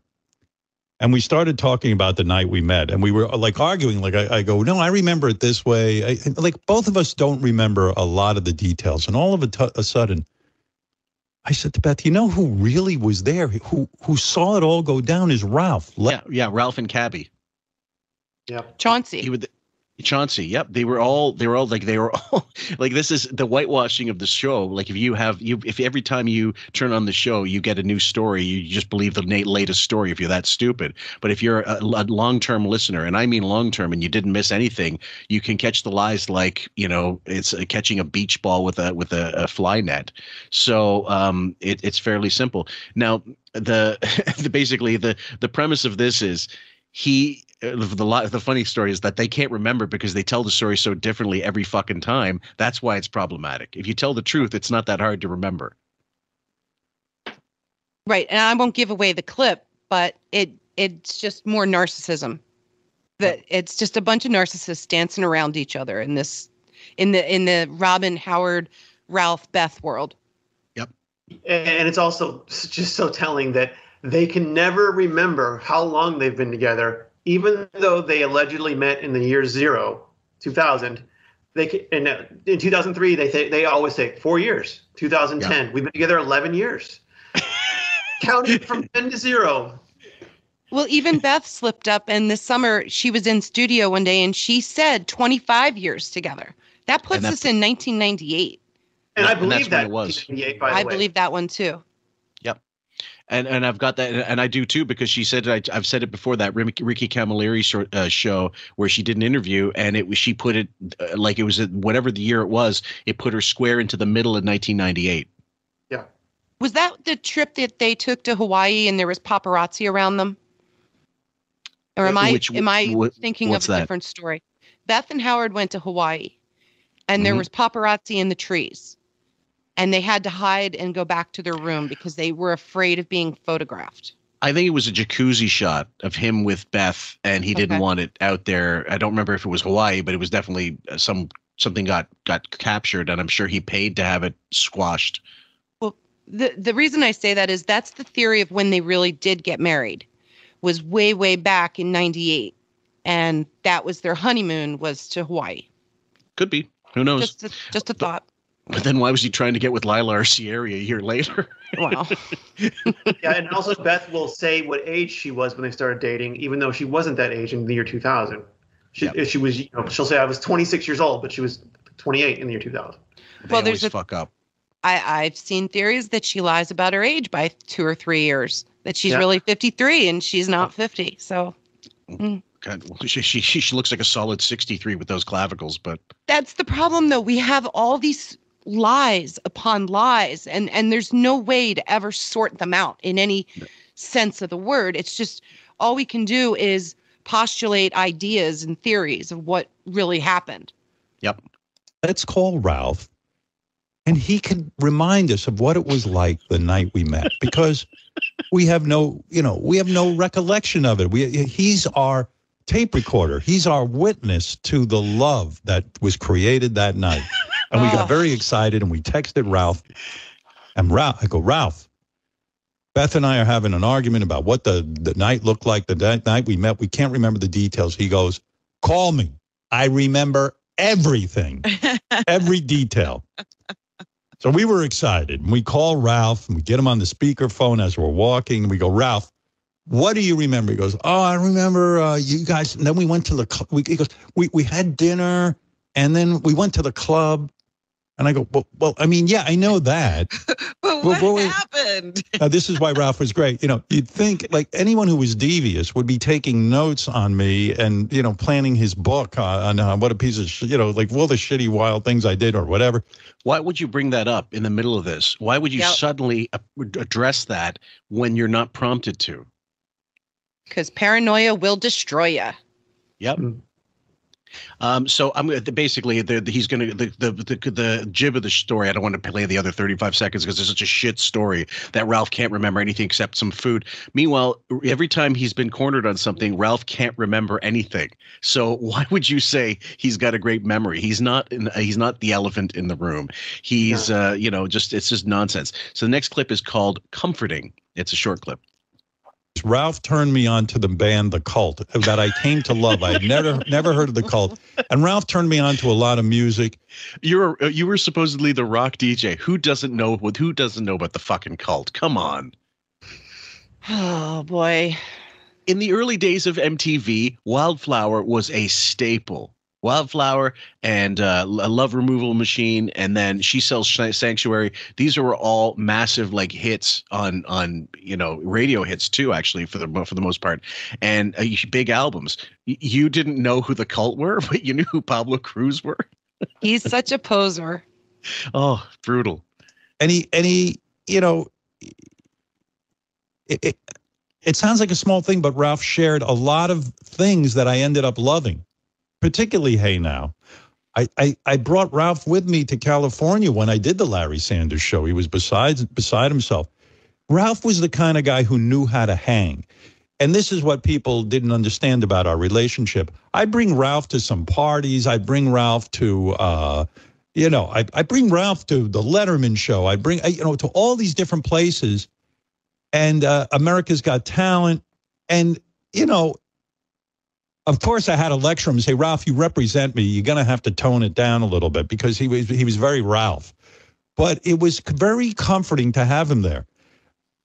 Okay. Ralph knew how to hang, except when Howard had a New Year's Eve party and Rob Zombie was there and he told him off about how shitty his movies were. They almost came to blows. They had to be separated and Ralph was kicked out. Yep. The next one is called, the magic words for today are free and labor. We did a New Year's Eve show at the what they used to call the Felt Forum at Madison Square Garden, and I needed a guy to make me a giant penis puppet that I could talk to. And Ralph made it. It didn't work that night. I was on stage. It completely flopped, but it was horrible. But nevertheless, we knew Ralph. And then I was like, I'm never working with that guy again. The penis puppet didn't work. And he said, no, it didn't work because you didn't work it right or something like that. Anyway, but then we got the Channel 9 show, and he got in touch with the producer, Dan Foreman, our executive producer, and Dan hired him. He said, there's some kid out there who wants to do all the makeup and stuff for our show for free. I go, well, the price is right. I go, who is it? You're signed up. Okay. So keep in mind, guys, when Howard was working, by the time the Channel 9 show rolled around, he had left, like at WNBC, and I had this better written down somewhere else, but when he left at WNBC, he was making $400,000 a year. There's nothing to suggest that he was making less money by the time the Channel 9 show was running around. So if he wanted to book, like if he wanted to pay a person to do this and really, put his money where his mouth was, he could have easily done that. But he never puts his money into anything. Never. He never invests in himself, ever. He wants you to put up the money. He's the idea guy. If it's successful, then that's great. But he's not going to drop a dime. And nothing bigger than that than the example of Son of the Beach, executive producer, but in name only. He didn't front the money. He had no stake in it. But if you were to listen to his version of it, Ralph made this failed puppet, ... Never heard from him again until this Channel 9 show. And that's just not the way it happened. No. He says, Howard invited me to his office, and Gary was telling me how lucky you are. Nobody gets this invite. Nobody gets to come spend time with Howard. So they built up a little history together. It wasn't like they were like, oh, who are you? Don't I already know you from somewhere? Yep. And the next clip is called, ironically enough, Everybody Needs a Gay Friday. But that's how we became friends. And then he worked with us on Channel 9 and all subsequent things. And then, everywhere, he was with me everywhere we went. If you saw me, you saw Ralph. Okay, so some would argue, okay, it's a handler. Yeah, that's where they that always happens in show business. But no, even a manager doesn't go with you everywhere you go. A publicist might, press agent might, security might, but he wasn't security. No, he was his cohort. He was just the guy that was gonna lick his balls and tell him how great he was, and oh, you should wear this jacket and this scarf or whatever it was. But he was someone there to puff him up. Yep. And he made him laugh or whatever fruity stuff they were joking about, or fake grabbing the balls, all those things. That picture still haunts me. Oh, yeah. Yeah, that was what he did. Yeah, but I don't think it was solely that. I mean, I think Howard saw in Ralph what that priest saw in Ralph. Here's a father-free young man who I find attractive. I mean, you showed that clip I just saw of Ralph at Letterman. I mean, he looked like an 80s blown out hair Duran Duran type of guy. Mm-hmm. And I'm sure to somebody like Howard, who until then Fred was the hottest guy he knew, that suddenly was like, whoa, who is this young guy? I mean, he's the same age Fred was when Howard met Fred. That's right. Okay. And gotcha. And in the case of Howard and Ralph, the context is I already know I'm your hero. I don't even have to impress you. I already know that I'm your hero. The work's already done. He starts off with this huge advantage. Yep. So I think it's more than just here's a guy who's willing to, kiss my ass or whatever. I think it's like, here's a chance that I have, exploring another side of my life. So, guys, this next range of clips will give you exactly what you need to know. And if you still choose to keep your head in the sand, that's up to you. Oh, Ben? There was one other thing I wanted to add, and that is, just like with Ralph, just like with Beth, and just like with Allison, Howard never knows how he met anyone. You know, like he would say about Allison, I walked into the room and there she was, and out of the rain, I need to use the hairdryer. And then in the history of Howard Stern, a friend of his says that is not how they met. They met at camp. They were, Allison was Jewish and Howard's Jewish, and they met at camp. And I don't know why they tell it that way. But everything sort of has to be like, all right, let's come up with an official story, and going forward, here's how it is. But let's forget the story and retell it differently every time. Right. Yeah. So. Homo, and all you do is mooch off of people. You do nothing. You're a big homo. That's not entirely true. What do you do, really? I'm bisexual and I don't mooch off everybody. Okay, so there's the admission. What's the joke? Like, he was joking that, you're half right. I'm not gay. I like men and women, and I mooch. So, right. I mean, that came right out of him. And the next one is the aforementioned clip with the therapist. This was from 2019 rather. This next clip is actually the aforementioned clip at the therapist's office that Howard says when he first started going to a therapist, the guy wanted to discuss his gayness, and he wouldn't have it. She then wanted to pursue this lesbian line. I'm like, look, I'm not a lesbian. That's not the issue here. Well, let me tell you. Why are you watching lesbian movies? I'm like, I watch every movie. I got to tell you, I had the same thing for a while. Like when I first started therapy, we kept asking me about like gay feel, like, gay this, gay that. I go, listen, dude, let's cut that shit right now. I said, I got no problem with gay people. Dude, I'm not gay. He goes, yeah, but you have to explore that side. And I go, bullshit. I'm not exploring that. I got no problem. Yeah, what do you mean explore? I like chicks, dude. So I found that when that was 2017, my bad, not 2019. Raven?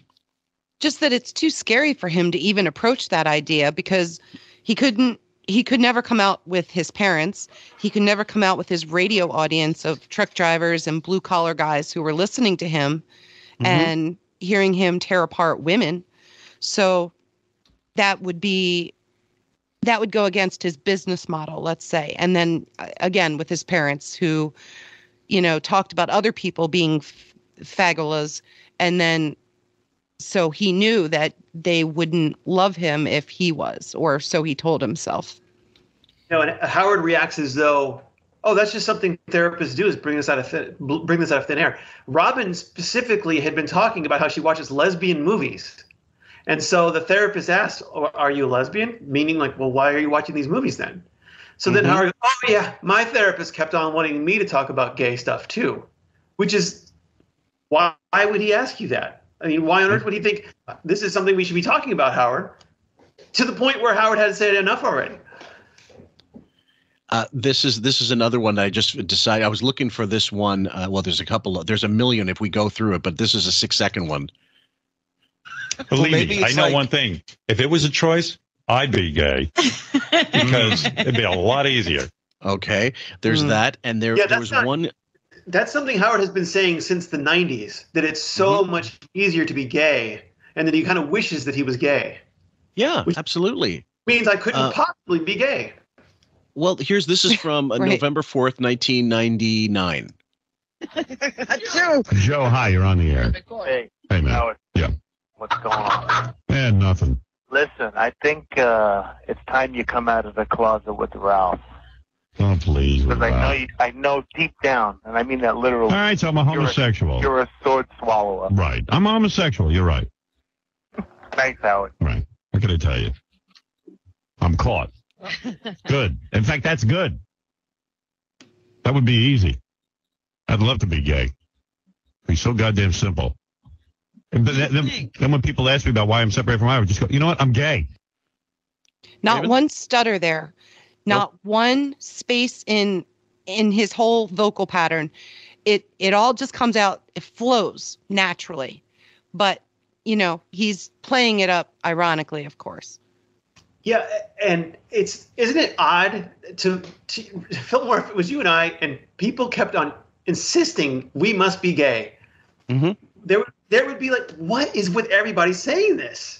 Why do people?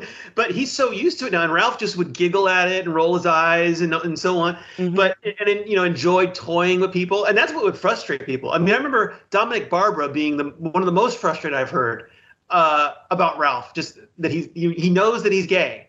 And that kind of thing can drive a man to be that frustrated, where they go, I know my instincts aren't wrong here.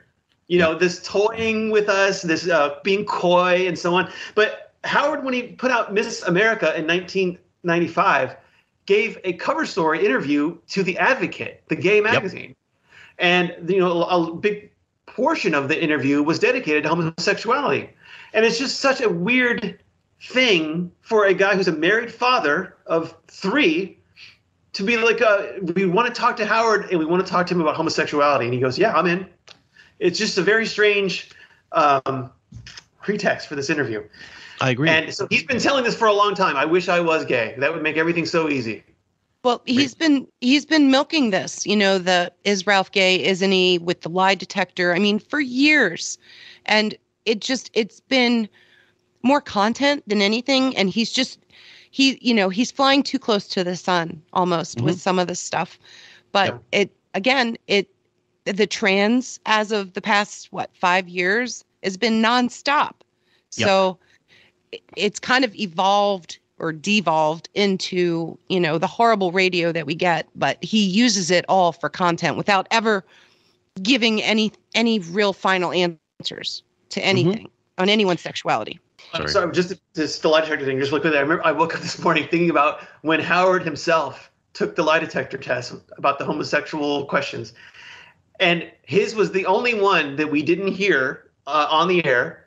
And all that we heard was Howard answered truthfully. Now, we weren't told what he was asked, and we weren't told how he answered. We were just told he answered truthfully. And then so he just said, that's proof I'm not gay, without knowing what you were asked or how you answered. Right. No logic. And I would suspect that I refused to answer is not a lie. So you might have said I refused to answer, and therefore I didn't lie. Right. Yep, and I've played this clip many times, but I got to throw it in because this is more like it spans the decades and it keeps coming back. So this is Robin in pure chemo. Like, I don't know why she decided to blurt this out, but it was so telling. And the pauses, and you have to listen to Howard's reactions.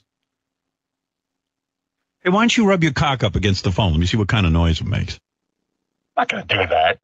Just do it. It's a big deal. Are you gay? Which Howard are you talking to? The one who asked that question. Oh, no. I'm just trying to be entertaining. That's all. I'm not gay. Am I gay? Of course not. I have a wife. A lot of gay men have wives. Yeah, but come on. You know me. You know I'm not gay. I'm just asking the guy how big his cock is. Well, you're asking him to rub it up against the phone. See, like when I heard that, I was like floored that in this era, Robin was able. That just came out of nowhere, and clearly she forgot herself, I think.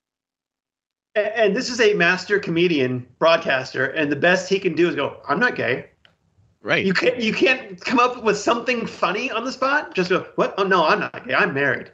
This is not a stranger you're talking to. She knows you.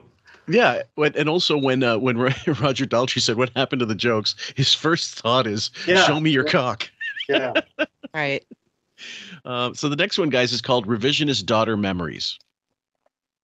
I called my daughter last night, Emily, and I called all my daughters. I said you had to tell them because they knew Ralph. Oh, yeah. Emily was like, "Oh, no, I love Ralph." I go, "Yeah, I know." She said, "I remember you two guys just running around the house together laughing, and I thought it was so great." She had so many memories of Ralph. And the kids were upset too.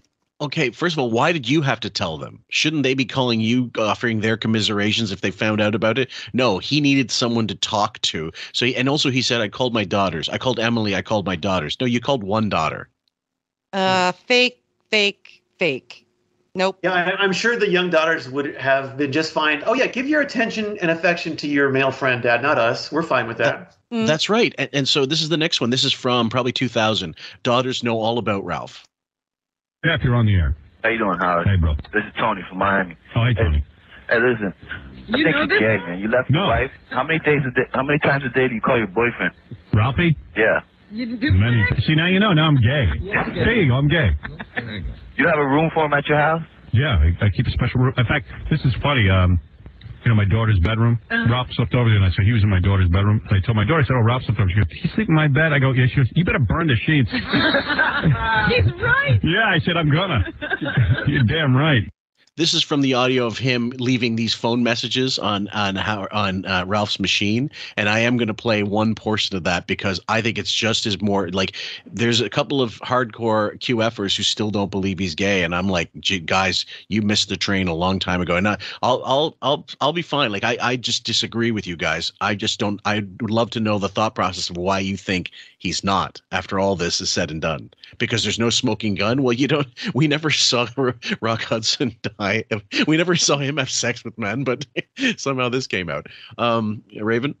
Well, I'm just thinking of Hugh Jackman right now. Yes. You know, he's lived the perfect life with the best beard. And now, you know, he's got her signing an NDA for the divorce. That's kind of strange. Yeah. But it's been done. And, you know, I'm on the side with you that how could we not have seen it all these years? And he was just throwing it in our face and dancing around it. So I almost run out of things to say with this sometimes because I've said so much already that it becomes boring and tiresome to me, I think. Yep. So here's a short clip from 2001, April 3rd. My daughter's 15. All her friends are like consumed with who's gay and who isn't. Yeah, that's like a big thing. That's the new thing. Yeah, right. They think I'm gay. Yeah. Everyone's gay. Right? Sure they do. Yep. Why wouldn't they? Absolutely. This one is called, this is from 2001 as well, I believe. Howard, Ralph, and Casey watch trans porn. I'm just going to play a little segment of it. Let me see him kiss some guy in the mouth. Yeah, so we went in the back there. We were watching Gia with the penis. How much of it's We watched almost the whole thing. They watched an entire movie. Because we were, you know what? It kind of sucked because Gia is huge. Is with a girl. And if the girl looks like a man, but it was really a girl. Okay. The problem was that Gia whipped it out right away. Well, yeah, it was like I would have liked build up. I would have liked to see Gia perform oral sex on a man because at least then you'd know like he was good at that. Instead, he was being the guy. What straight man watches trans porn to begin with and then says the only problem with this is there's a woman in the video getting fucked? Icky vagina. So the people who listen to this and don't believe that Howard's gay, they would tell you, "Oh, don't you get it? He's just being funny." They're all just watching this trans stuff forever to be funny, off air to be funny. Right. What's like unsolicited. Howard's personal life, the daughters who don't even listen to Howard's show, and certainly aren't on forums online, think he's gay, but you know it's just because he's being funny. How much evidence do they need that it's not anymore just us saying, "Oh, he's gay," but people who are 15-year-olds who have no awareness of him outside of what they see with their own eyes think he's gay. The thing that strikes me about the clip is it was Ralph and Howard with KC, almost like they were grooming him, trying to find a younger, newer model that they could throw into their trysts, and you know, looking for clues that maybe he would be aroused. Maybe he would wink at them or give some kind of passive clue that they could pick up on and then maybe like dig deeper with Casey because he was, you know, the best looking guy on the show. They were hoping. I'm going to play a little bit more of that clip, just a small segment where they start talking about look, you know, talking about whether you were aroused or not, whatever. They were doing the same to Casey that they later tried to do to Mehmet, and Mehmet wouldn't bite. Mehmet was just like, no, I'm Twinkie, but I'm not gay. I really I looked at like everything you guys want to have for breakfast, but I'm not the buffet. Right. They perceived a weakness in him that they could go, he's one who could be lured. So I don't know what it was about him, but they thought we could do it. We can lure him to the dark side. Supply him with enough stimulation. Yep. And you know, you can count on it. He's going to come through. Yeah, and but I think he eventually was with a trans woman. But how much of that was KC wanting to get on the air for something? Like, you know what I mean? Like, because he knew the show and he would have known that gay is the way to get on the air, and that's how you could do it. Maybe, but I recall that show, and I just recently looked it up because they were using the term transvestite at the time to describe this person. Yeah. And I remember that Casey seemed very shell-shocked by just going through the story. So, and the person said that once he said, I'm a man, that Casey left. So he didn't, for the good of the story, he would have gone further. So I don't think it was just for airtime. Okay, fair enough. Right. My thinking is that they would dangle airtime, moving up on the ladder of the show by getting Mehmet or KC to, I don't know, talk gay, do gay skits, something along those lines, or watching porn, gay porn, being, with a man, going to a gay club, something like that. I'm sure Ralph tossed around some of those ideas. But also keep in mind, like, that's what Howard was trying to get Fred to be back in the day. Mm-hmm. The idea guy, the impression guy, and also a guy to suck my cock. And then later on, so that didn't work out, but he still got used to Howard as a guy who will just be an underling, clean up his records, do impressions, work for cheap. And then later on, now the ultimate has happened. He's got Wilding, the guy who does the impressions, but maybe can also suck my dick and is gay and happy to talk about it on the air. The trifecta, like the grand slam of fruitiness for the air, for his purposes and personal purposes. Ben. And I also would love to remind people who might still think Howard's straight. The attempted seduction of Fred when they shared a hotel room together. Right. And he claims, I thought Fred was gay, so I thought I would find out by walking around in my underwear and trying basically to lure him out.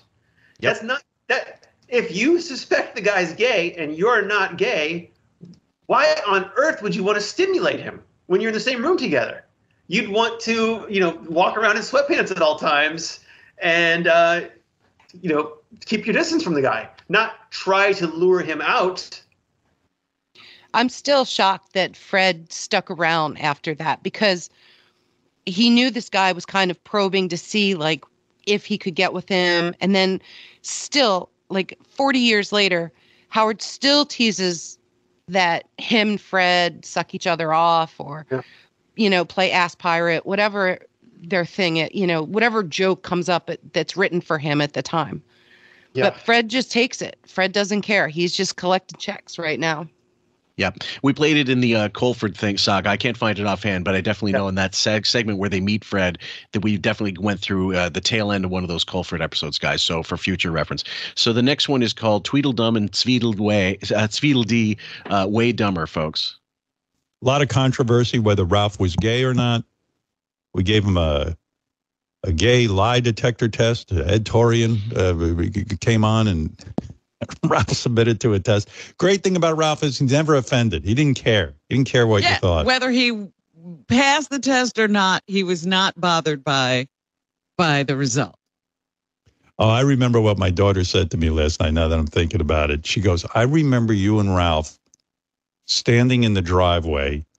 You had a pair of boots that you both decided looked too new. So you guys took your Jeep and you and Ralph were running over your shoes in the driveway to give him a scuffed up look. Ralph and I had this plan where we would so we took my boots that I just bought. Ralph ran my Jeep over the boots while I held them. The entire top of the boots ripped right off. That was it. That was the end of the boots. The boots fell apart. And the boots completely fell apart. I was so pissed. Well, what idiots. This is where John Barbados got the idea to pre-distress the boots going forward. Yep. And the next one is called Imagine This Was Your Father, guys. Emily also said she remembers us standing in the house when Beavis and Butthead were popular, just doing that, Yeah. You guys did that all the time. This would have been like early 90s, like 92, 93, even 91. 92, I would say. And Howard being what, 42, 41 years old? 40? Yeah. Yeah. A grown man Doing Beavis and Butthead. Okay. And the next one is called Dominic Claims Howard is Gay. This is from March 27th, 2001. Ralph, you're gay. You can't even take a test. You're so gay you can't take a test. Yeah, Dominic, you're on the air. I don't believe it. What? I don't believe your results. Why? Because you spent all your life with Ralph, and he's gay. How can a heterosexual man spend his life with a homosexual man? First of all, you're trying to be funny. Second of all... I told you he has this theory that you're gay. Yeah, and let me tell you something. Ralph is my friend. Ralph and I don't spend that. When's the last time we got together socially? I can't even remember. You know, he spends his every waking moment with him. Listen to him fumbling for that. That was him in crisis mode. He calls everything a meeting. He calls everything a meeting, so it's not socially. This is a meeting. Yep. Business, Yep. yeah. Absolutely. Why? I've been with a girl. Yeah, but for years he shaves your back. Nah, he's a guy. I work on television. He dresses me. That's You know, all. the only weird thing for me has been, like, at your apartment, I see that you have, like, that big closet, and I think you said, like, you've been in there in your underwear and Ralph is showing you stuff. Sure. That's weird to me. No, I don't know. Believe me, we'll get into that later. Ben, also, when he was in camp, he brought on some girls who had been in summer camp with him back in, I think it was late 80s or early 90s. Yep. They said that they thought that he and Dr. Lou were gay. Yes. So okay, this has been his entire life. People who know him have suspected he was gay. Mm-hmm. That's unusual. That's extraordinary. Well, let's bring it, into what was it, a week or two ago when Bradley Cooper came in, who is a well-known closeted, gay man. Superstar. Yep. Right, but he's been at Howard's house. He left his swimming trunks there. They've had multiple dinners together. Just alone. One was alone, and another one was with Beth, and I forget who, Judd Apatow. It might have been not Affleck, but someone of that nature, like Matt Damon or somebody like that, or Jimmy Kimmel. And so Bradley wanted Howard to see his new movie that he put together on Leonard Bernstein. So that's right up Howard's alley. Who was closeted also, and it's too much, really. Yeah, like guys, they're hiding in plain sight. The next one is the wrap-up show caller asking Sal why he's comparing Ralph to Beth. Why do you compare Ralph with Beth? No, I don't. Interesting. Good question. That is a good question. It wasn't so much a comparison that people wonder on, like I wondered, I know me personally, like how could a guy like Ralph, like this clingy, swarmy type of guy, doesn't hold down a job and leeches off of people like Sam Simon. How can he leech onto a guy like Howard? Like, what does Howard see in him? Howard's such a dignified man, He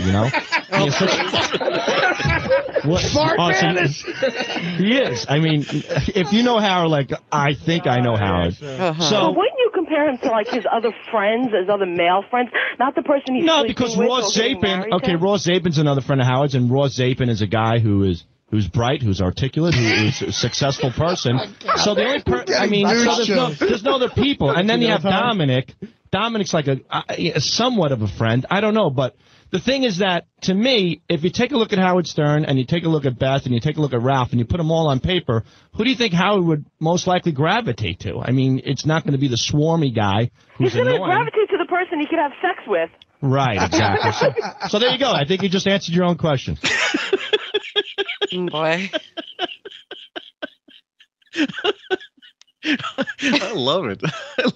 Sal encapsulating the whole process there. Yeah, that's what they have in common. They're both employees and they both sleep with the boss. Although I don't think Beth sleeps with him at all. That was just bearding. So, theoretically, though, that's what they want people to believe, that he's straight, he's married, and this is just an assistant. Raven. I just want to acknowledge the two people he used in the comparison were Dominic, a lecherous lawyer, and Ross Zapin, a drug-addicted poonhound that has, done whatever disgusting things to move his way up in the music business. Yep. So Howard just surrounds himself with these debaucherous, degenerate dirtbags. Thank you. Yeah. I just we were talking about lifelong people suspecting Howard's gay. I believe that his mother suspected he was gay, which is why she got him Playboy, which is such a weird thing for a mom to do for a 13-year-old boy. Yeah. And it backfired because he used it to lure his male friends over to masturbate in his room. I've always agreed with that theory of yours. Always. Yeah. That was bait. Strange. Yeah. It backfired. And then yeah. So the next one is Wiggy and Ralph reminiscing about an old date. First thing I always think of when the band is mentioned is that time we saw them when they did with the orchestra at Madison Square Garden. That was like maybe the best show I've been to in my life. It was just so fucking different. Ralph incredible. and it was Ralph, a couple other people. I won't mention them all, but we all went to see Metallica at the Madison Square Garden, and we got so charged up. We were right at the base of the stage, and they were fucking playing with a 70-piece orchestra. We got so jacked up that we were right on top of them. We were between them and the audience. I mean, we were right there. It was crazy. Yeah, and I don't think Robert remembers, but we were jamming with him on stage. Like we were like headbutting, and he was almost like right on top of us. And then I got so I don't know how it happened, but one of the dudes we were with, we pulled his pants off. What? We did? Yeah, we took his pants off. He was naked. We got crazy. The Metallica music makes, you know what? I gotta say, I bet. Okay, that was reprised when Metallica were in studio, and Lars was and James they were taken aback. Like they were speechless. They didn't know what to say. They were. Yeah. Yeah. Ben, are you going to play that clip or something? Because that he claims that when he saw them at the Apollo, that men were getting like so charged up from Metallica's sexy, masculine, that's another word he likes to use, masculine sound, that they were making out with each other. Yeah, let me see. I'm going to see about Metallica. I don't remember what it was called, but let's see. Metallica. I don't know if Wig went gay at Metallica. 37 seconds. Okay, Wig's gay gun stuns Metallica. I think they're both short clips. Should I just play them? Sure. Okay, this one first. Unbelievable. Richie got raped at the concert. He has a much different memory of it. Oh, and they're talking about Richie Notar, who, by the way, guys, if you want to know his gay credentials, he was a busboy at Studio 54, and part of the duty of the busboys was to basically service whoever it was that needed it, for coke, and coke was flying everywhere, and drugs, and certainly a lot of AC/DC stuff. He runs Nobu. And he is a long time, I'm sure, free he subsidizes Howard's meal plan for the last however many years, and for free plugs over the years. It's never been an official plug, but he's been mentioning we were at Nobu all the time, and I think there's no way that isn't a plug. For sure. Yeah, even though that's illegal. So here we go. We were so charged up, we all went gay. It was so masculine that we went over. Is that what you could slip over into gay? You get so far over on the masculine scale, you slip over?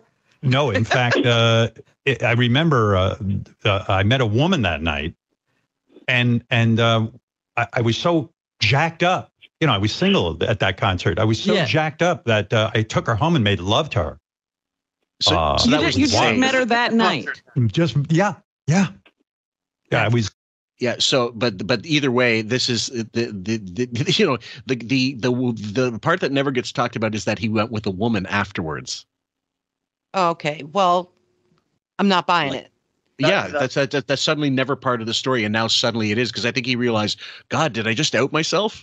I got to backtrack here. He went back with Ralph. He didn't go back with a woman. Maybe Ralph dressed as a woman. A lot of single women. No.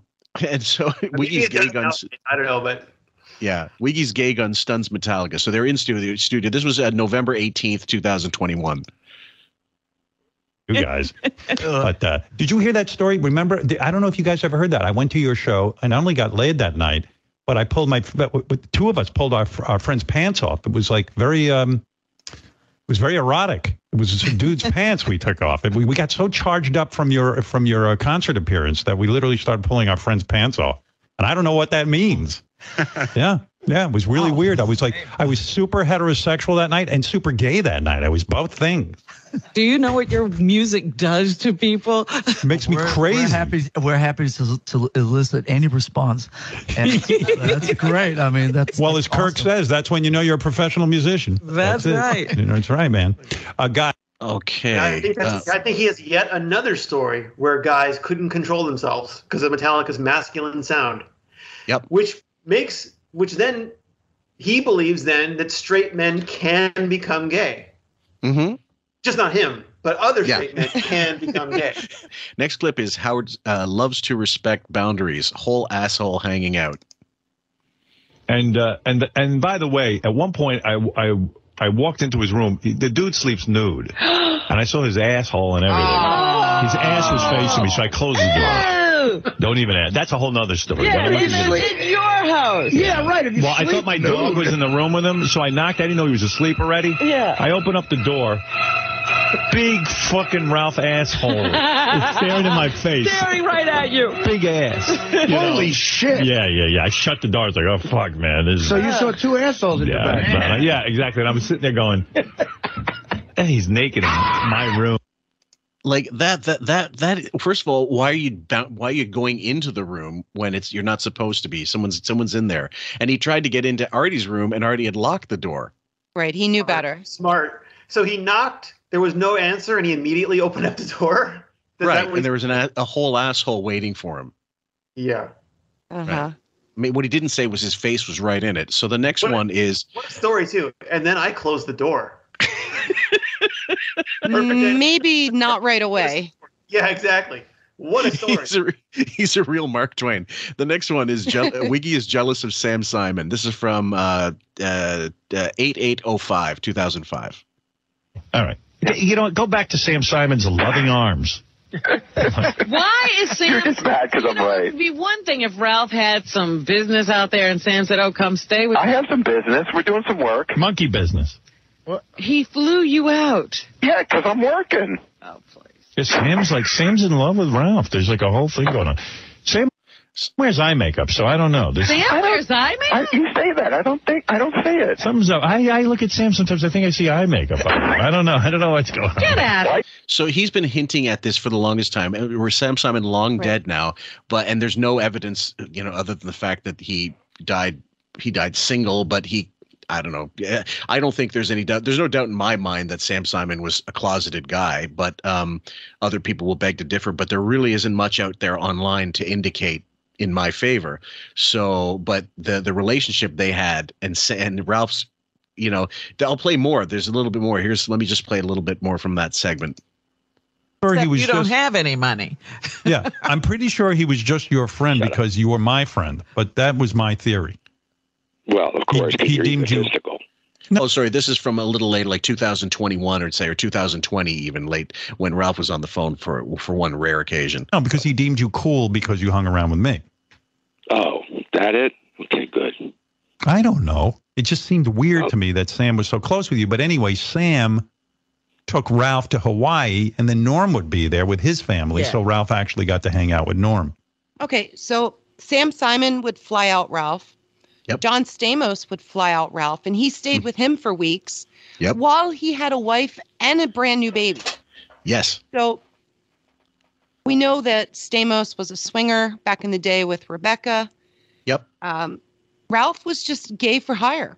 That's all it was. He was a companion to men who needed company for a while. He would party with them. I'm sure there were drugs involved. Stamos was a known drug addict and alcoholic. So the pieces just fit too well. And these were guys also that did, I don't know if it was hero worship or they liked Howard.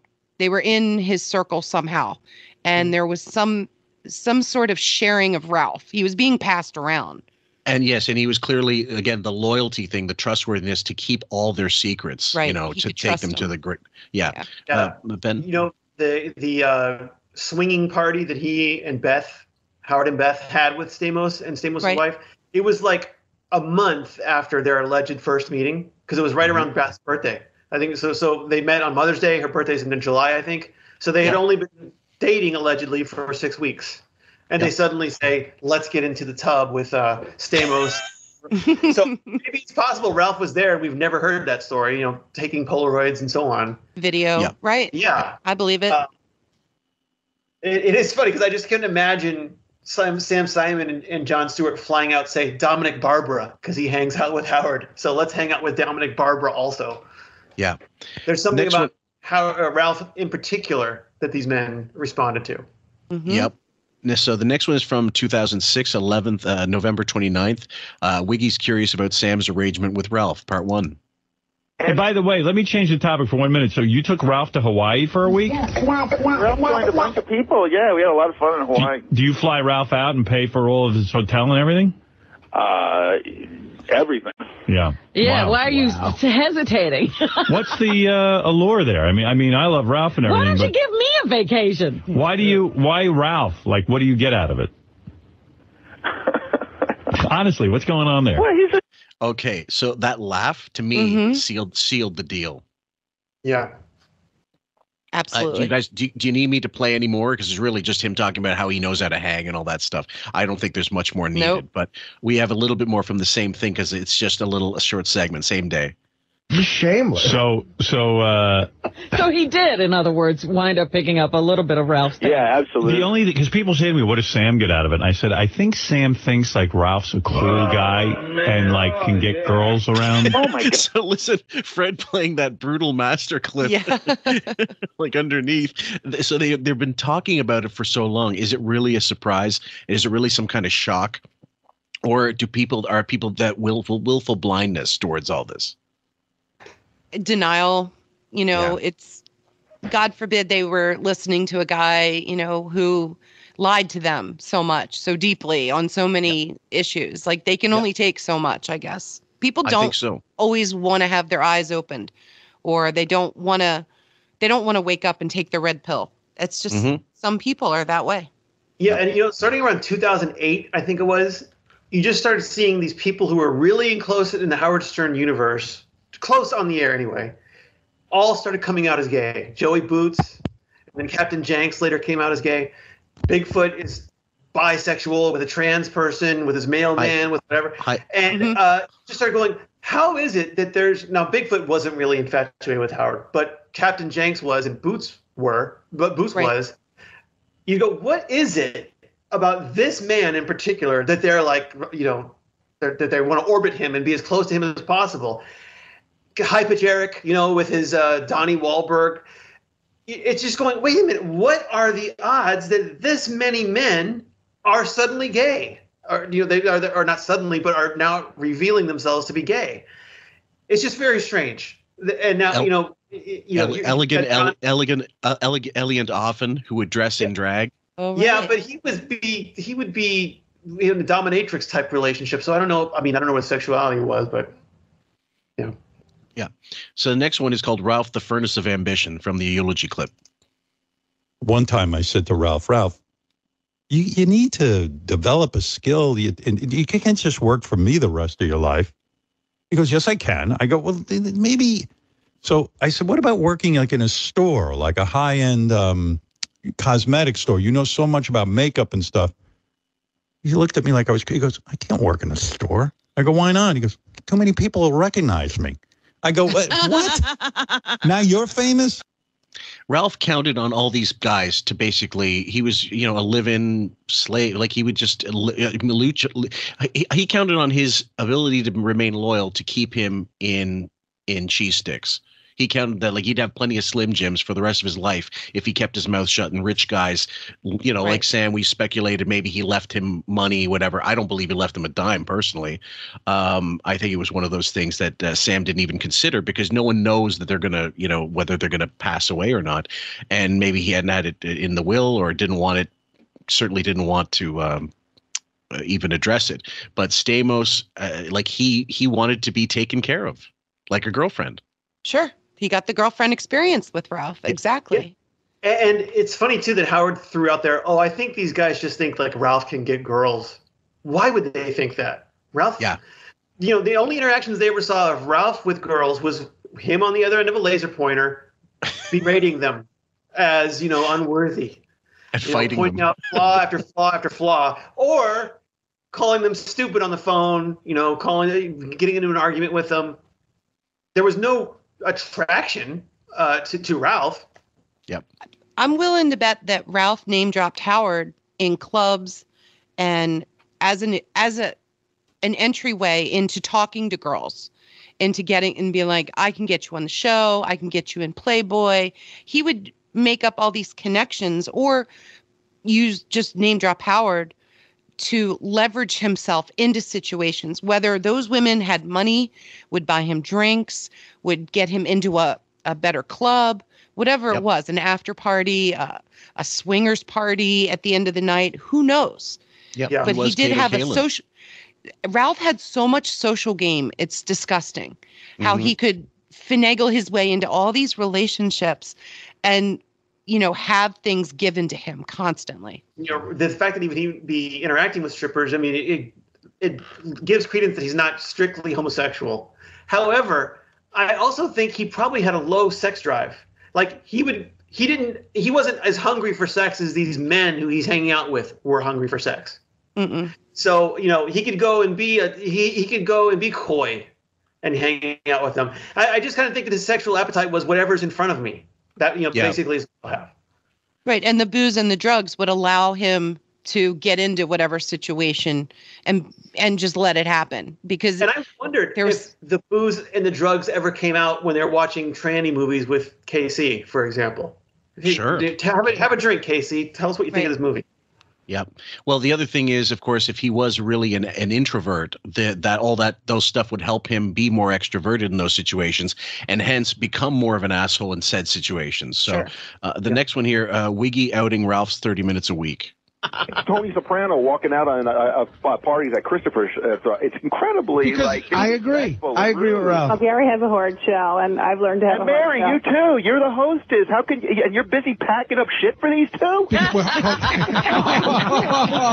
the fuck out then. No one is better to Ralph than me. I don't think there's a person on the planet who's good to Ralph. And anyone who is, it's because of me. That's why Sam Simon has him to the house. I was going to say, that Sam. fucking ingrate. For these two. Jealous fuck. He's off my fucking list. Ralph, no bonus this year. Just suck my dick. Let's see somebody else pay you for coming over at a half hour a week. The guy's whole job is a half hour a week. Then he goes down to the Gap and buys me a shirt. Cocksucker. Stupid fuck. Yeah, he's on the shit list is right. He just joined the shit list. Right. See how vicious he got in no time by hearing that. And he went mostly gay. Yeah, he's a jealous queen. Yeah. He's always done I'm the friend ally of the LGBT community, and I will use the gay accusation as a sledgehammer against you if you ever cross me. Yep. Next clip is Wiggy the altruist from again August 8th, 2005. Here's where Ralph gets killed. This is where not only does he not have the conversation that slows him down, there's a certain sense of entitlement, as if he's entitled to fly first class. Right. And that's where people start to get mad at him, like the listeners and stuff. Yeah. Well, hey, he's living the life. What can I tell you? I'm jealous. I got to say. Yeah, I'm happy for him. And the other thing is he has the time. Yeah. Open-ended. You know what? I've been desperate to get the TV show back. In fact, I thought they were starting today. I don't even know what went wrong. And two of my concerns were like Tony, the hairdresser, I want her back here. And a lot of the E guys need money, Right. And I said, and Ralph, I said, his only source of income is my show. And so this is him really just kind of, this is in between when the E show was canceled and then he was going over to Sirius. So he was trying to plan all this out and figure out how it could be done. And actually Sirius were not too happy at the fact that they made that Howard TV was a pay service as well, because people had to double dip to get that content. And they were like, this isn't going to work. So there was a bit of staggering involved. And also they needed content before then. But he was still working on getting some of those people from E to work for him there. But then making sure Ralph is on the payroll. I think that's what Richie's dead on when he talks about, not wanting to provide them with health care, so get them on some other person's nut. Yeah, that's why you got segments like the Sibian, which he never did on terrestrial radio, because the double dipping, now there's a visual that you can pay for, and I'm going to get money from subscribers. Once Howard TV ended, the heterosexuality pretense ended as well. There's no more of that. Yep. Want to make sure he's okay. So I said to Ralph before he was leaving, I said, listen, you're probably going to have to start work next week. I think the TV show's starting up again.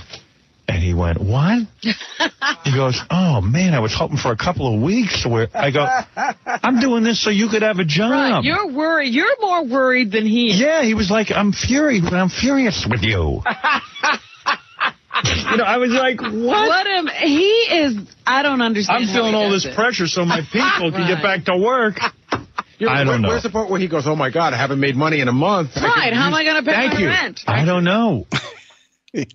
That might be one of the most infuriating things to me about narcissists is their entitlement and the belief that they deserve money for doing nothing.